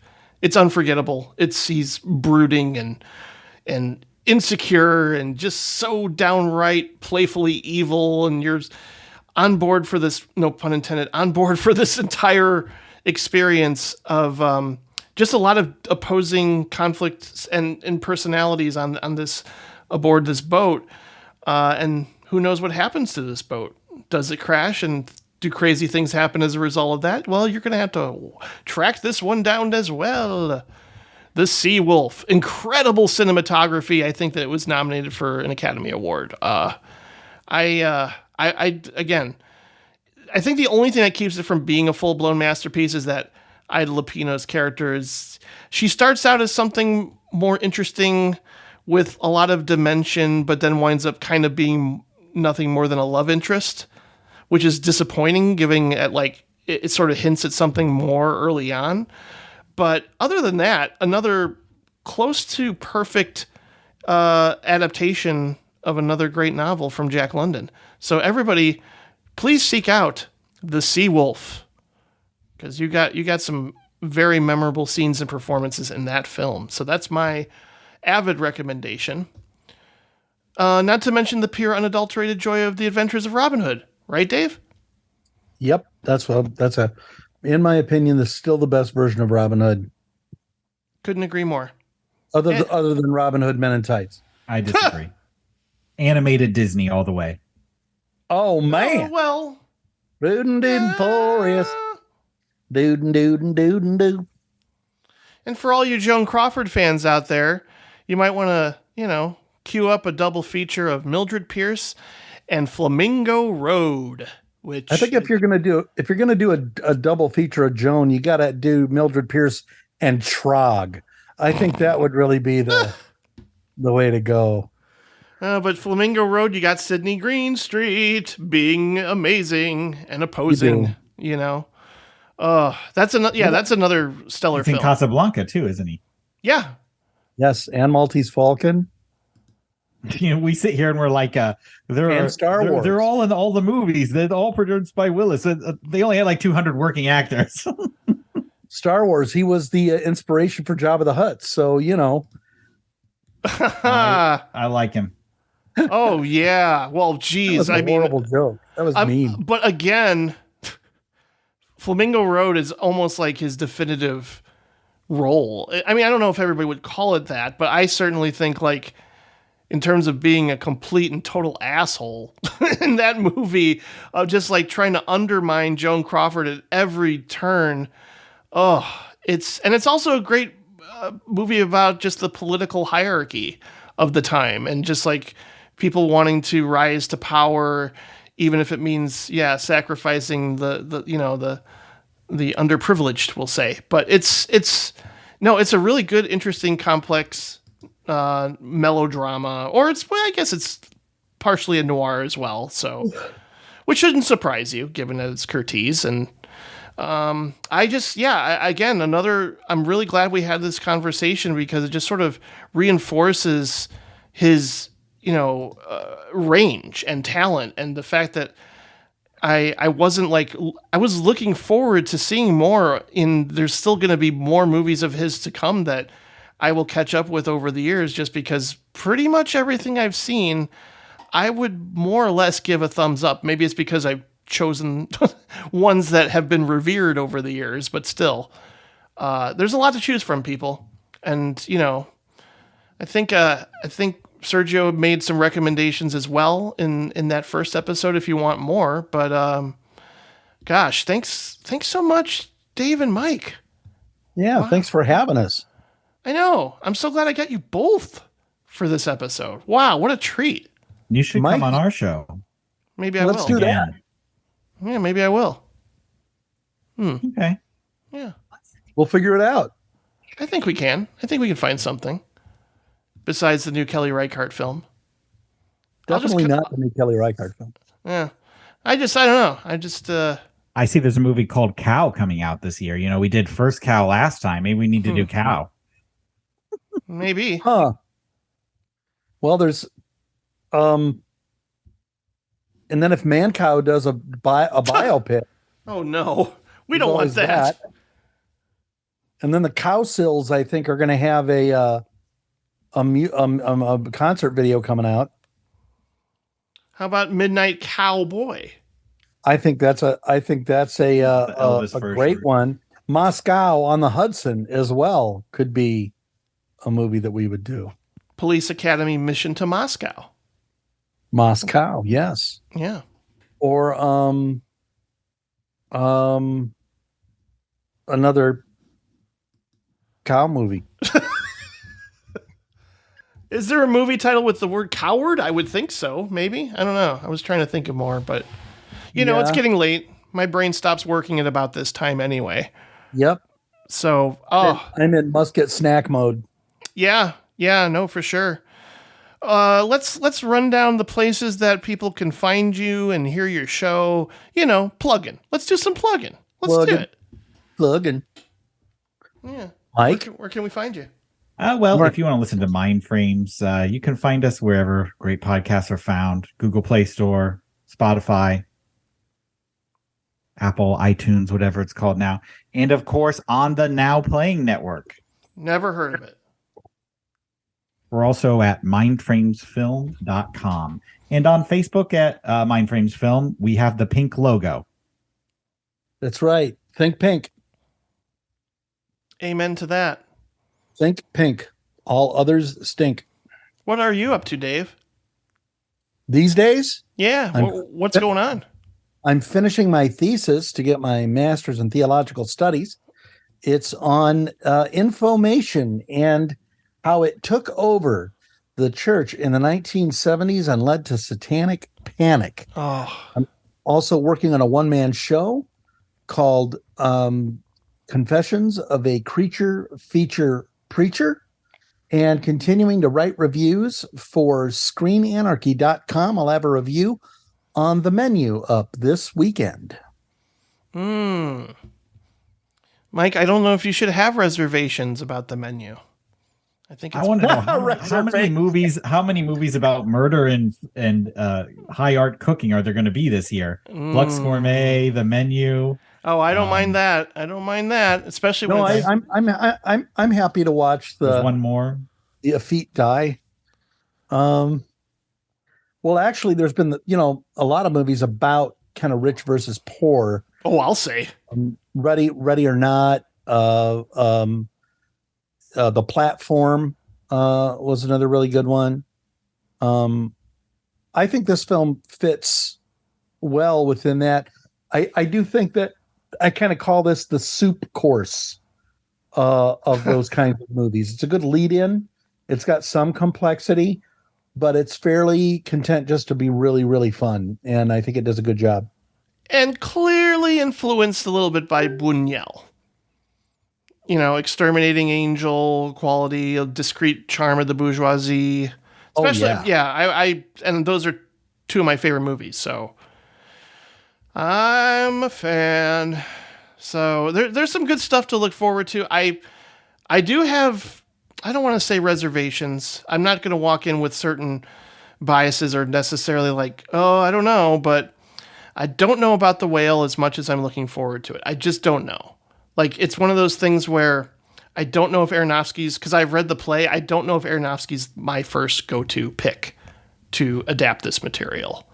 But that's not to say I'm not curious to see what Aronofsky's going to do with this film, and the acclaim for Brendan Fraser alone has me wanting to support it for that reason. But yeah, we'll see. We're going to see that soon, and we're going to see a lot in the months to come. I think Aronofsky, he's brilliant at two things. One is depicting madness on screen, mm-hmm. and the other is crawling into the heads of very beleaguered characters. Sure. And I think that he has some of the most dark movies I've ever seen. Requiem for a Dream, Mother. Mm-hmm. But he also has some of the most hopeful films I've ever seen. The Wrestler. And The Fountain, I think, is a brilliant film. The Wrestler. And this looks like it's kind of in line with those. And I'm really hope so. It. Yeah, I hope so. It's a tough sit. It's going to be, I mean, as somebody who's struggled with binge eating to some degree. I don't want it to say like, oh, this movie's going to be a little triggering if I just see him, eating himself to death. But, I think I just have, I don't know. It could be a one-timer. That's just my feeling. I don't want to say it for sure how, what he's going to do with the ending or not, but yeah, we'll get to that one, as well as so many other films, to round out award season that I'm excited to hear your thoughts on, of course, over on the Mindframes podcast. And everybody else, if you're really curious to keep following me for some reason, go to directorsclubpodcast.com. It's a pretty good site. I've managed to archive pretty much everything I've ever been on, I believe, including guest spots. I created a whole wild archive of links for if you just want to hear me continue rambling some more about this art form that I love. And stay tuned, because there's going to be the year-end episode coming. And I believe Bill, his next episode for December, and what a Christmas present this will be, he's doing an episode with Sam Deegan on Ken Russell. Oh, man. Oh, man is right. Oh, yeah. I know. That's going to be something special, and I think that might be one of our bigger episodes. That's just my prediction. So stay tuned for that, everybody. And, I'll be seeing you soon. Happy holidays. Stay safe. And much love to my two guests today. They really brought their A game, as I knew they would. So thank you so much, guys. Thanks much. All right. Later. Later, Tater. Hey. You made it.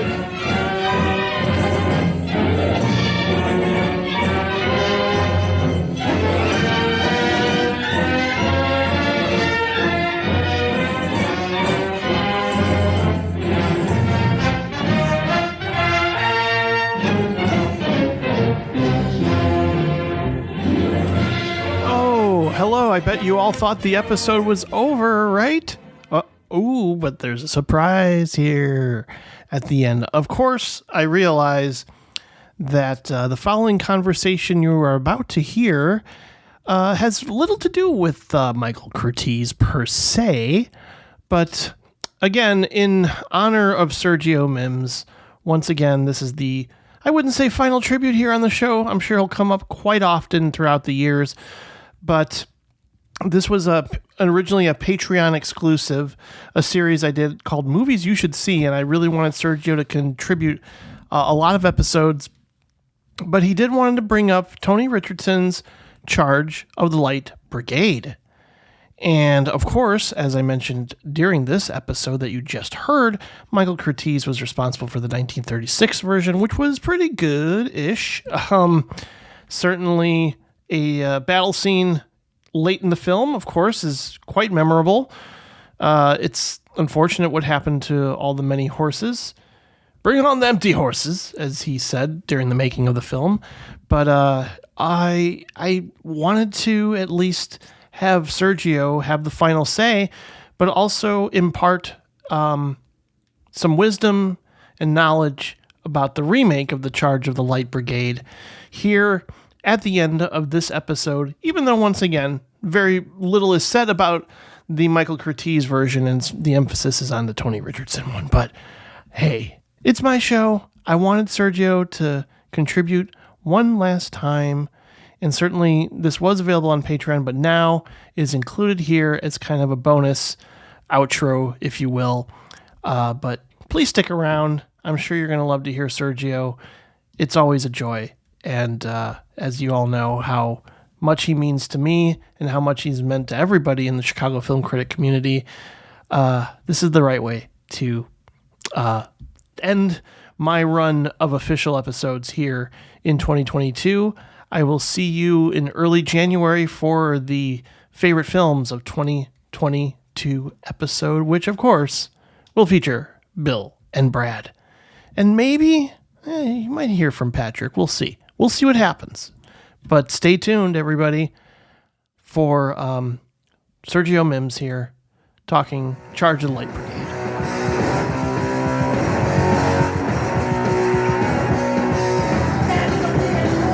Hello, everyone, and welcome to Movies You Should See, a bonus Patreon podcast where a guest comes on with a recommendation of possibly something obscure or something that they're passionate about, and they want you to see it as well.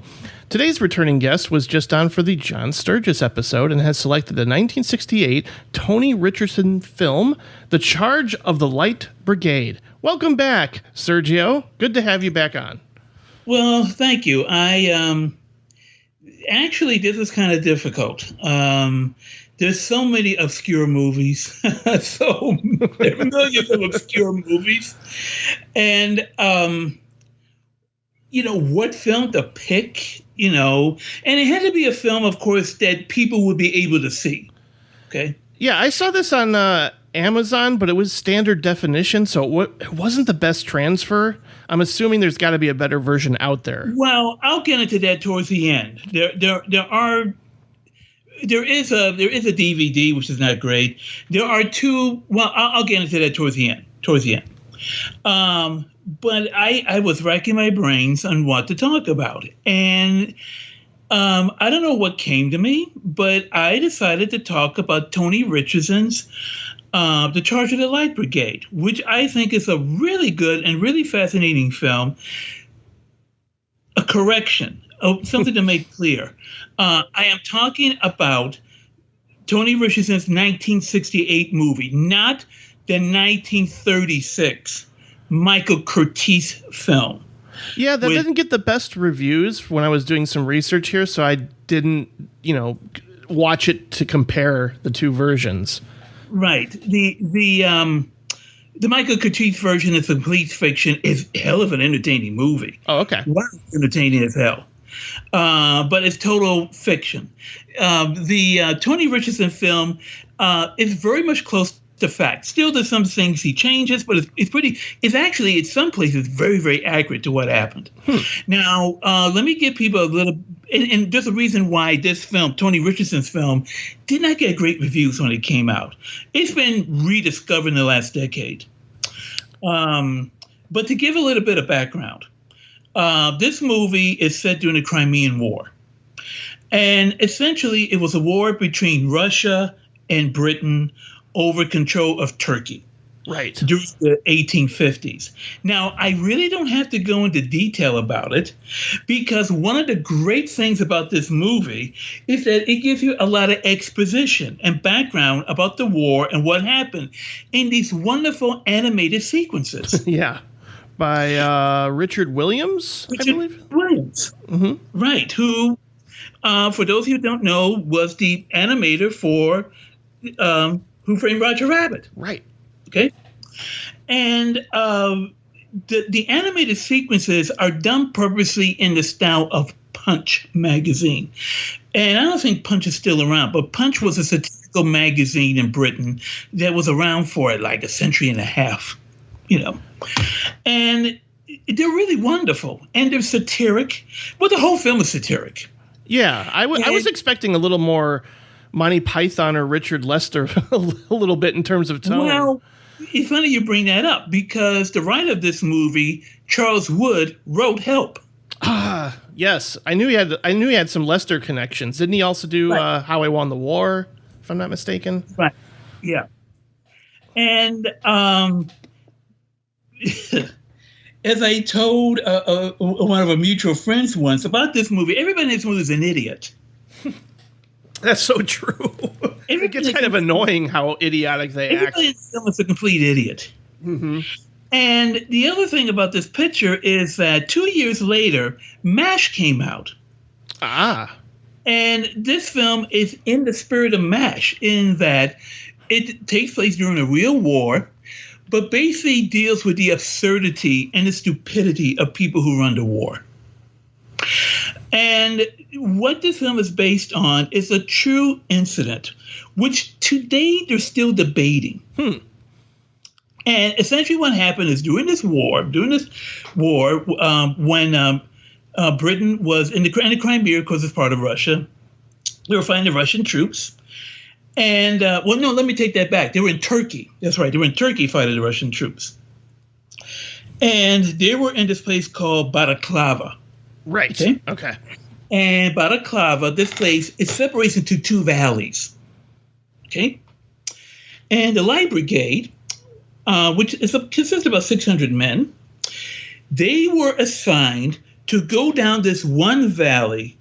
What had happened was that the Turkish army had abandoned their guns, their cannons, artillery, and some Russian troops were taking them. So they were ordered, go down to that valley and get those guns before they're all gone. Somehow they went down the wrong valley. Oops.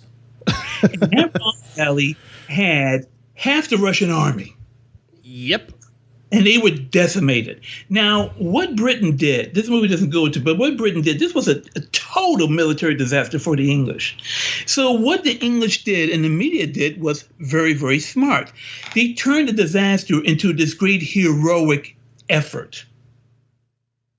You know, these brave men who faced the Russian army. So, you know, there's a famous poem by Tennyson, happily onward for the charge of the Light Brigade. There's music written about them. They became heroic. Okay? But what this movie does is really expose the complete idiocy of these people. One of the fascinating things about this movie is what this movie shows is that, you know, a lot of these rich men, Lord Lugan, Lord Reagan, Raglan, yeah. They had their own private armies, which is amazing. But at that time, they were so rich, they had their own really private armies. They were part of the British Army, but they paid for it. They did. Paid for officers, they paid for the uniforms, didn't really pay much for training, and he had this whole private army. So when there was a war, they attached themselves to the army, said, okay, you have the Light Brigade, you have this, and there's this great thing where there's, you know, they're carving out who's going to get what. Yeah. And it was like, Lucan? That is it? You know, they complain about Cardigan, right. And this is one of those films where every British actor who was available for a couple days or a couple weeks was in this movie. So you have Trevor Howard. You have David Hemmings. Vanessa Redgrave, who at the time was married to Tony Richardson. I'll go a little brief with Tony Richardson. You had Harry Andrews, Sir John Gielgud. You had a lot of British actors. You know, where's Laurence Olivier? I guess he wasn't available. Yeah, I was going to say. Where's Anthony Hopkins? Not Anthony Hopkins. Richard Attenborough. I guess he wasn't available. Yeah. So, needless to say, this movie got terrible reviews in England when it came out. It kind of really hurt Richardson's career because Richardson started out in the British theater, and then he went into filmmaking, and he did what they called the British kitchen sink films. You know, about movies about working class life in England, like Saturday Night, Sunday Morning, A Taste of Honey, The Entertainer with Laurence Olivier, which I really would check out, where he plays a broken down, washed up music hall entertainer who just makes everybody's life miserable. Ooh, that sounds good. Yeah, I mentioned to you, some British films, especially from this era, are kind of a blind spot, and I mentioned that to Keith Gordon when he wanted to talk a bit about Lindsay Anderson with Oh Lucky Man. And I had never seen that before. And I was like, wow, this is kind of a crazy mashup of different ideas and things going on. Or, you know, you talk about Lizzie Anderson, of course, If. Yeah, If. That came out the same year, didn't it? A few years earlier. Okay. A few years earlier. And then a couple years later, he made Britannia Hospital. Which is a really scathing look at the national health, the British system, which in one scene almost turns into a Stuart Gordon movie. Boy. You got to see. I'm going to tell you what happened. Okay, I'm going to have to see that. Wow. You know, Nick DiGiello is a particular fan of that movie, too. I guess because we both say it. Just sort of like Stuart Gordon. Yeah, but 1968 was a pretty special year, you know, because 2001, Rosemary's Baby, Night of the Living Dead. should say what happened to Richardson was in '63 he did Tom Jones. That's the one he's known for the most, I think. Right, and that's the one he's known for the most. And interestingly, he could have made anything, but he went into a different kind of direction. His very next film, a film he made in America called The Loved One, which you really got to see. Oh, okay. Which is with Gil Good and Robert Morley and Robert Morris and Jonathan Winters. It's a comedy about Hollywood and the funeral business. Wow. Yeah, the only other Richardson film I've seen is his last one, Blue Sky. Blue Sky. That was his last film before actually, that film was released after he passed away. Okay. Yeah. Jessica Lange was nominated for it. She was great in that. Yeah. Right. And another film he did, Jack Nicholson, The Border. Oh, that's right. I keep hearing about that one. Keeps coming up too. Yeah, check that out. Okay. Yeah, his career really kind of went under wane after Light Brigade, because Light Brigade was really a bomb. And also what he did, the reason why he got bad reviews was that he didn't preview it to critics. That's kind of a death sentence in those days. Yeah. And back in the day, they didn't really preview films to critics unless it was a really, really big, important movie. Mm-hmm. They didn't do, usually most films, critics had to go to the theater and watch it opening day. And then he put down critics saying they were a bunch of snobs or something like that. So the knives were out for him. Yeah. The knives were out for him. But going back to the movie, and as I said, he was married to Vanessa Redgrave, and they had two daughters. So, of course, Natasha, who tragically died, and Jolie. At the time when the tide had really turned against the Vietnam War, not just in the United States, but also worldwide.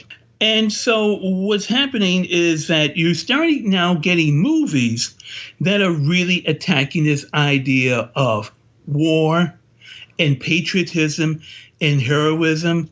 And you have to think, 6 months earlier, John Wayne's The Green Berets came out. Oh, right. A big difference. Yep. As Light Brigade didn't do any kind of business. Now, if it had come out 2 years later, maybe, I think it would have been huge. Because by that time, it had really changed. And by 1970, you had films, like I said, MASH, you had Catch-22. Yeah. You had movies that really attacked the idea of war, because by that time, people were fed up with war. People were like, what are we doing there? I mean, what's this about? I mean, you go back to what's going on in Afghanistan. That's a 20-year war. Yeah, for sure. And I think approaching war with a satirical bent, probably audiences weren't ready for it that year. But I certainly think watching it now, the idea of a satire on just having hubris and the folly and futility of war and poor leadership, all of that really rings true, and the fact that like, oh yeah, I can totally buy that this would happen, and that they would argue over who should take the blame at the end, that sort of thing. It really works. This may be a bit heavy-handed, but that's what happens at the very end of this movie. At the last scene, they're all blaming, pointing fingers at it. It was you. It was you. It was you. It was you. It was you. Everybody's pointing fingers at everybody. Everybody's a moron. Everybody's egotistical. That scene involving the black bottle. Oh, that's so good. That's true. That really happened. But it didn't happen to Nolan, played by David Hammond. Played to another guy. It was another officer. But what happened? It's wrote down. It's quoted when Nolan goes up to Trevor Howard. No, I'm sorry, not Trevor Howard. He goes to Harry Andrews, and he said, "You see, my lord, the guns, they're there." You know. That's verbatim. He actually said that, and they're like, okay. And he went down the wrong valley. And when Nolan saw what they were doing and tried to rush up to stop them, he was killed by a mortar shell. That moment is really powerful. I wasn't anticipating that. The manipulation of the sound and just what they do with that sequence is pretty shocking and great. Yeah, and that's true. That's really true. That's what happened. So I think they ride over his body. They just keep going. They keep going, and they go down the wrong valley. That's why I love that scene, because even the Russian troops are looking at him like, "What? They're coming towards us? Okay, you know."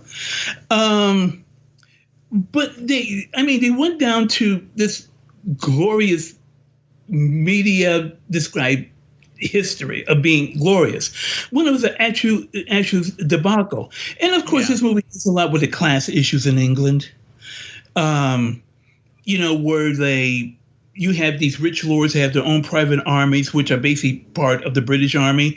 And then the working poor who are literally dragged out of their homes practically to be part of the army. They just drag them out. You look like a good soldier. Come here. And they just grab them, put them in the army, Yeah. And they were treated as cattle because they were looked down upon, right? It says a lot about power. Who wields power? Who gets to blame? No one gets to blame. It deals with, as I said, the exploitation of the working class. It deals with so many issues in this film, and it's easy to make Trevor Howard's character Raglan the bad guy because he's so cartoonish. Yeah, and he's super racist, and just the way he treats Nolan is awful. Or the way he treats that woman in the, Oh, yeah. I stuck the saddle. He's a cartoon. He's a buffoon, right? And one of the also things about England at the time was that this was coming the golden period of the 60s in England. The 70s were a bad time for England. It was a bad time in the United States. England went through a real decline in the 1970s. A real decline. Economically, politically, it seems like there was a strike every week. You had one weak government followed by another, which is why when Thatcher came in 1980, even though she was an abomination, they looked at her as a savior. Yes. Because, a conservative government was in, and maybe they could change things around. And she made the rich very rich. And it's kind of reflective of what Reagan brought to us in the 80s. Yeah, right. Thanks. Yeah, the 70s were, Jimmy Carter and Reagan. Nixon and. Mm-hmm. And then Reagan comes in, and then people that, he's going to save. No. No, he's just going to make things worse. That's what this film is reflecting. It's reflected on British culture at the time, British culture of the time. It is a condemnation of war. It is a combination of the powers that be, and I said the exploitation of the working poor. Mm-hmm. I think it's really quite an amazing film, and it's done in a satirical way, sometimes very broadly, sometimes very subtly, but sometimes very broadly. And sometimes maybe the tonal shifts don't exactly smooth themselves out. That's how I felt, at least on the first viewing, is that it's a movie that's kind of at war with itself at times in terms of the tone. Those animation sequences are really great, and they kind of showcase like the jingoistic media and their interpretation of the events, like you said, how they played it out very differently than it actually was. And I liked the fact that they included those. Like, some people can just see that as being shoehorned in there just to provide exposition and everything or whatever. But I thought it complemented the film, and it's essentially a blistering satire. But then it becomes a really intense, epic battle in the end too. Like that's completely messed up. Yeah, it's totally messed up. And just make a point about it. The tonal shift I kind of equated to a stick shift. Sometimes you're riding and then you gotta move the gears and then to another gear, and sometimes it's not smooth. And it's. I wouldn't say it's perfect. Very, very few films are perfect. But I think this film is so fascinating, and I think it's so interesting, and it's a movie that people really don't know.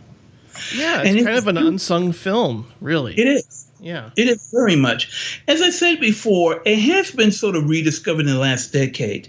There is a British Blu-ray I would recommend. There is a German Blu-ray, which is really good looking. Oh. Really good looking. And that's the one I have. I have the German Blu-ray. Now, when I say when I say German Blu-ray, yes, it's the titles the covers in German. It's but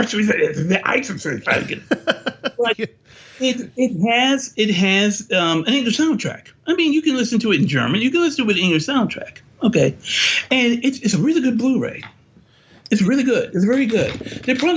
There are some extras in it. I mean, like background about the director and everything, but it's all in German. But it has never been released in the United States in Blu-ray. As I said, there is an old MGM Fox DVD you can still get. I think it's not anamorphic, you know. I think it's particularly good looking. I used to have that, but I got this German Blu-ray a few years ago. It's pretty good. It's a region B. Oh, wait a minute. I think it could be an all region. That would be nice. If you will allow me, I can check in a few seconds if this is an all region. Sure. But, no, it's funny because I recently had to get because I'm going to guest on a podcast next month to talk a bit about both versions of Invaders from Mars. And the only way I can get the Toby Hooper edition was getting I believe it was a German Blu-ray. And, really? Yeah, I want to say it was German. Oh. Yeah, let's face it, the original is still superior. I think Toby Hooper blew it. I think he blew it. It's a mess, but I kind of like it. Yeah, I will tell this to people who are listening. It's worth the investment to get an all-region Blu-ray. 100%, yeah. It is worth the investment. I have so many, Region 2 Blu-rays that I really do recommend getting one because there's still a lot of Blu-rays that are not available in the United States. And sometimes some of the titles are ridiculous. I go like, this is not available on Blu-ray United States? Well, you do a whole show talking about that with Eric, and it's great. Right. Yeah. Yeah, we do. And a matter of fact, I came across a film the other day which I'm surprised is not domestically available in Blu-ray United States. It is in England, but not in the United States, and that surprised me. But I'll save that for the next show we do. But it is a... but please, everybody, check it out. You can find it online. I think YouTube has it. If you want to spend the money, I would get, if you want to see really good, I would get the German Blu-ray. Excuse me just a second here. Yeah, I think I need to pick that up because the version I watched on Amazon, I do feel was probably just like a standard definition, almost like a DVD transfer. Which was a little disappointing, because especially once you get to the battle sequences, I'm like, if this was a better transfer, it would be even better. It would be even more effective. I love the God's eye view shot of everyone looking down at the brigade as they begin to charge towards the Russian. That's a beautiful shot. When they're going down the wrong valley. Yeah. Like they turn and it's just like, this is a region B. Spirit Media label. But this is through MGM. Spirit Media label and the Angriff der Rechten Brigade. Wow. Impressive. Yeah. The Angriff der Rechten Brigade.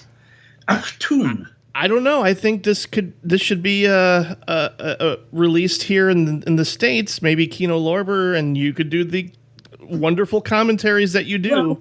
Well, they're waiting for it. Der junge Officer Nolan muss in Regiment von Lord Cardigan in die Krimkeit zeichnen. Cardigan kommt wieder mit Nolan Nacht in seinem Schwachter zurecht. Unterdessen Kommando und plötzlich steigt. Wow. All our German listeners are going to be very happy. Well, that's what happens when you listen to a lot of German opera. Okay. I don't know if you can. I don't know if you could translate some of the dialogue from this movie into German, like when he says, "All this swish and tit gets me sniffing nose up." Right. Like, man, this British slang. I don't know. I don't know what it all means, but I like it. You have all this wonderful slang. There's one guy, his character actor, his name is Bowles, and he pops in like, I just talked to the admiral. They said they're going overseas. He just pops out and pops in and pops out and pops in every day, and he's always says something very stupid. And once again, it's very much attack on the ruling class. Yeah. Britain at the time. Well, not only of that time, but during that time when this movie was made, and if you can say even today, they're pompous asses who don't care about anything else. You can make the association with even today. Oh, no kidding. It doesn't film I just wanted to talk about. Like I said, you talk about something obscure, there's an obscure picture. Yeah. No, it makes me want to check out more of Richardson's work. I know the original screenwriter for this, John Osborne. They were both anti-establishment figures. Yeah, John Osborne was a playwright. I think. Yeah, I think he wrote The Entertainer. Ah, okay. If I'm correct. I really do recommend The Loved One. Okay. Check out The Loved One. It's on Warner Archive, Blu-ray, or Standard. Oh, great! I'm sure the library has that. Cool. It's a Nuthouse movie, photographed by Haskell Wexler. Ooh, that's another incentive right there. Another one of the great joys in my life was I met Haskell Wexler about maybe a year or two before he passed. I saw him, and we just had he was so wonderful conversation. I talked about Mate One. I talked about The Loved One, which he produced as well.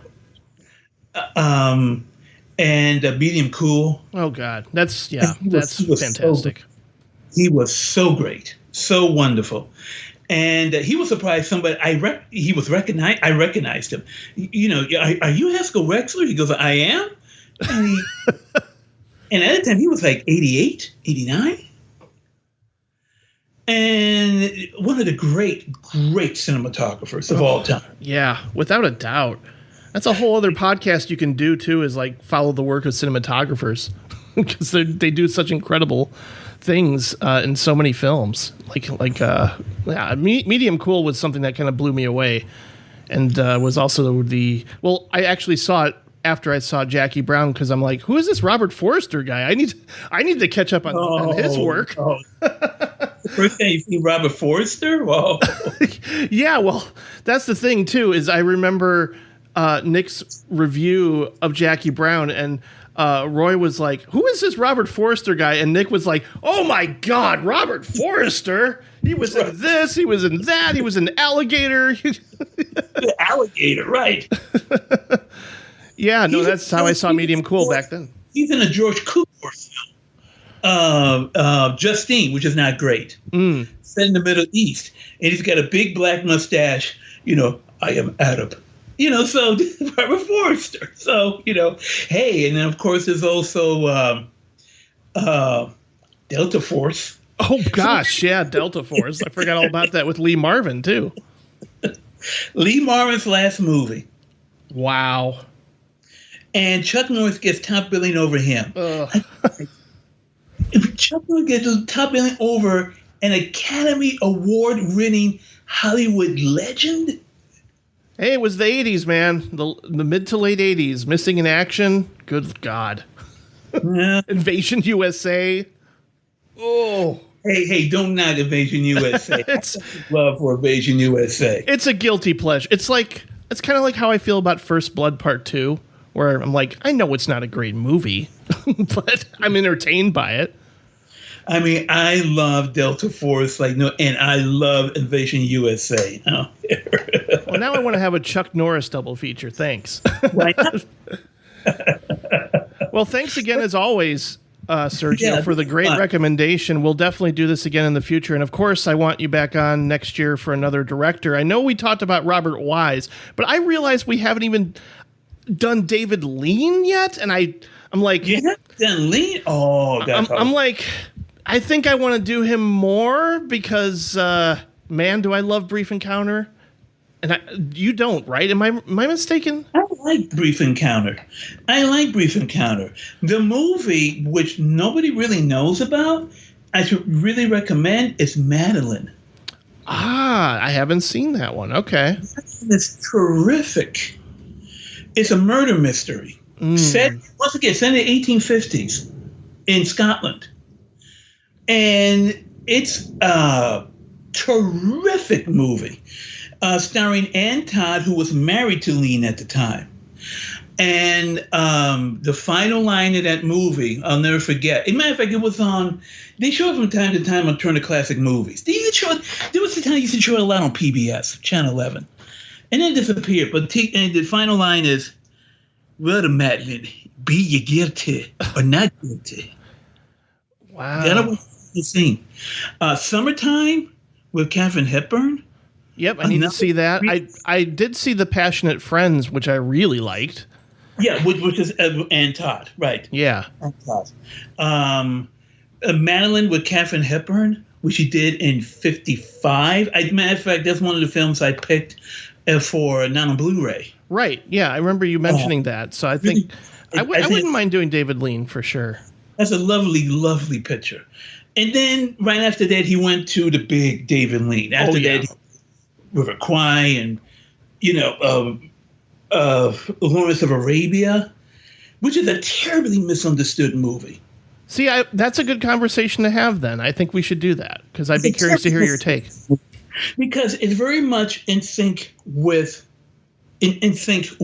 Light Brigade. Yeah. Because no, that's a good point. What happened in the movie, when we're going back to Light Brigade, the Britain comes in, even Gielgud, poor sick little Turkey. Oh, right. And Turkey was the main part of the Ottoman Empire, which stretched from the Balkans to the Middle East to North Africa. Okay, it was in decline. It was the Ottoman Empire was gone after World War I. Right. And all the countries, Britain and France, they all carved it up, and came out with Iraq. And all this stuff. They carved it all up for themselves. And what happened was that Britain wanted to get in because they wanted Turkey for themselves. Of course. And you look at Lawrence of Arabia, people say it's a movie about colonialism. No, it's a movie attacking colonialism. It's about how these powers get this very naive guy to convince, to join, to get all these various Arab tribes to rise up against Turkey because Turkey was on the side of Germany in World War I, knowing that at the end they were going to carve it up. That's what the movie's all about. Yeah, I can see that. Yeah, I can see that totally. Because he said we need a patsy. Right. We need a guy who can come in and somehow he can convince these Arab tribes to come together, and then we'll carve them up. And that's what they did. That's why that final scene in the movie is so overwhelmingly powerful. When, Lawrence is leaving and he's covered in dust from the road. Yeah. Everything is dust. His dreams are dust. That's true. Everything is dust. Because the Brits came in and they just carved it up, And Lawrence of Arabia has my favorite line in any movie. Which is Anthony Quinn when Peter O'Toole convinces to attack Aqaba because there's going to be all this gold there. And Anthony Quinn says, my mother mated with a scorpion. That's the line. Because what he's saying is that I know who I am. I'm evil. I'm greedy. Yeah. I'm bombastic. That's what he's saying. my mother mated with a scorpion. You got me. Because I'm greedy and venal and selfish. Why? Because my mother mated with a scorpion. That's my absolute favorite line in the movie. That sums it up beautifully, yeah. And I like the line in Charge of the Light Brigade where some soldiers are talking as they're getting ready to prepare for battle, and they say, "Let us show that in the spite of the mistakes and stupidity of those who are set above us, that we can still gain some glory." Yeah. I'm like, that kind of sums up war. Yeah. The ones in charge are dumb, and let's just hope we can come out of this alive and, with some glory to talk about, and that's, this movie really, I was really impressed with it. Like for the first hour or so, I was like, all right, I'm slowly getting into it, but it's a little slow, and then suddenly, bam, it really hooked me. Well, a little bit of trivia. It was actually longer. Sure, I can see that. Yeah, it was longer, and what they did. This is so dirty. What they did. Do you know the actor Lawrence Harvey? I should. Lawrence Harvey's forgotten now, but Lawrence Harvey was a big movie star, like in the 50s and 60s. Okay, he was. Technically, he was Latvian, but he had a British accent, and he was British. Okay. And Lawrence Harvey originally wanted to make this movie. He brought the rights to the book that this movie is based on, Charge of the Light Brigade. And when he found out that Tony Richardson and United Artists were going to make this film, he filed suit. So in order to get out of the suit, they said, okay, we'll tell you what, we're going to give you the part of this Polish prince who was the real-life leader of the Heavy Brigade. There was the Light Brigade, there was the Heavy Brigade. Okay? Okay. They cut all his scenes out of the movie. Oh, no. Yeah, because I'm looking him up, and it's like, uncredited. I'm like, oh, okay. He appears briefly in one scene. If you got to look for him, But they cut all his scenes out. Wow. And all his scenes involving the Light Brigade. And you don't really miss it, because of the Light Brigade. But he wasn't happy about that, I'm sure. But, it was something like 12, 13 minutes longer when it premiered in the UK. But this is the only version that really exists, there's a fault. The whole romance between Nolan and Vanessa Redgrave doesn't seem to go anywhere. Yeah, that's kind of my main issue for, before we get into battle with everything. I was like, it's almost like when we talked about Eagle Has Landed and the romance between Sutherland and Jenny Agutter. I'm like, I really don't care as much about this. Let's just get to the action, more or less. I have to believe there was more there. They cut it out. Yeah, that's what it felt like. Yeah. Everything else about it really worked. There's great telephoto lens and forced perspective and just this incredible rapid editing at times during the battle sequences that... it's confusion. It's total confusion, which is supposed... It's total confusion. And at the end, when they come back and they're decimated, Mm-hmm. And the final image is that of, looks like... half a horse? Oh, yeah. And it goes to like the animation, then the closing credits. Wow. Right. That's a brutal final shot. Everything has been destroyed. Everything has been, is dust. It's has been a joke. And what's left, of course, people start pointing the finger at everybody else, as we say. Yeah. It may be a bit heavy-handed when they're, trying to blame, but that's the point, is that I'm not responsible for this, you told me to go down that alley. Yep. That made me laugh because I'm like, that. I have no doubt that happens in any war. So. And like I said, to this day, there's still no real consensus on what happened. Why did he go down that alley? It seemed like it was a misinterpretation of orders. That's what it was. It was a misinterpretation. Yeah. And it is true that Nolan didn't give the written orders to Raglan. He told him, go down this alley and a valley. And he said that. I mean, the testimony is there. He said, the guns are there, my lord. Attack now. the guns are there, And so, okay, all right. Yeah, and then we see what happens to him, and I'm like, oh. Right. So when you have that bird's eye view of the troops that, and slowly they're turning the wrong way. And everybody's like, what are they doing? What? Big mistake. Well, I'm looking forward to that and definitely checking out more Richardson films, like you said here. I mean, I certainly won't forget the sound of Nolan's dying scream in this film. The three I would recommend: The Entertainer, The Loves One, and The Border with Jack Nicholson. Yeah, I should definitely see that because I've heard a couple podcasts mention that as being underrated, and I'm like, oh, I remember the video art. Of course, it's just a picture of him with those glasses on. Yeah, no, this was great. Thanks, Sergio. I really appreciate you recommending this film. The Border is. Don't run with a shotgun. That's all I'll say. Excellent. Well, thanks. Don't try to sneak up and run and sneak up behind somebody with a shotgun. It's not going to go well. I wouldn't think so, especially when you're Jack Nicholson. Right. All right. Well, thanks again, Sergio. I really appreciate you coming on and talking about this very, very cool, interesting film that I'm glad that I've seen, and I hope other people will too. So thanks again. Oh, great. Thank you. I really love doing it.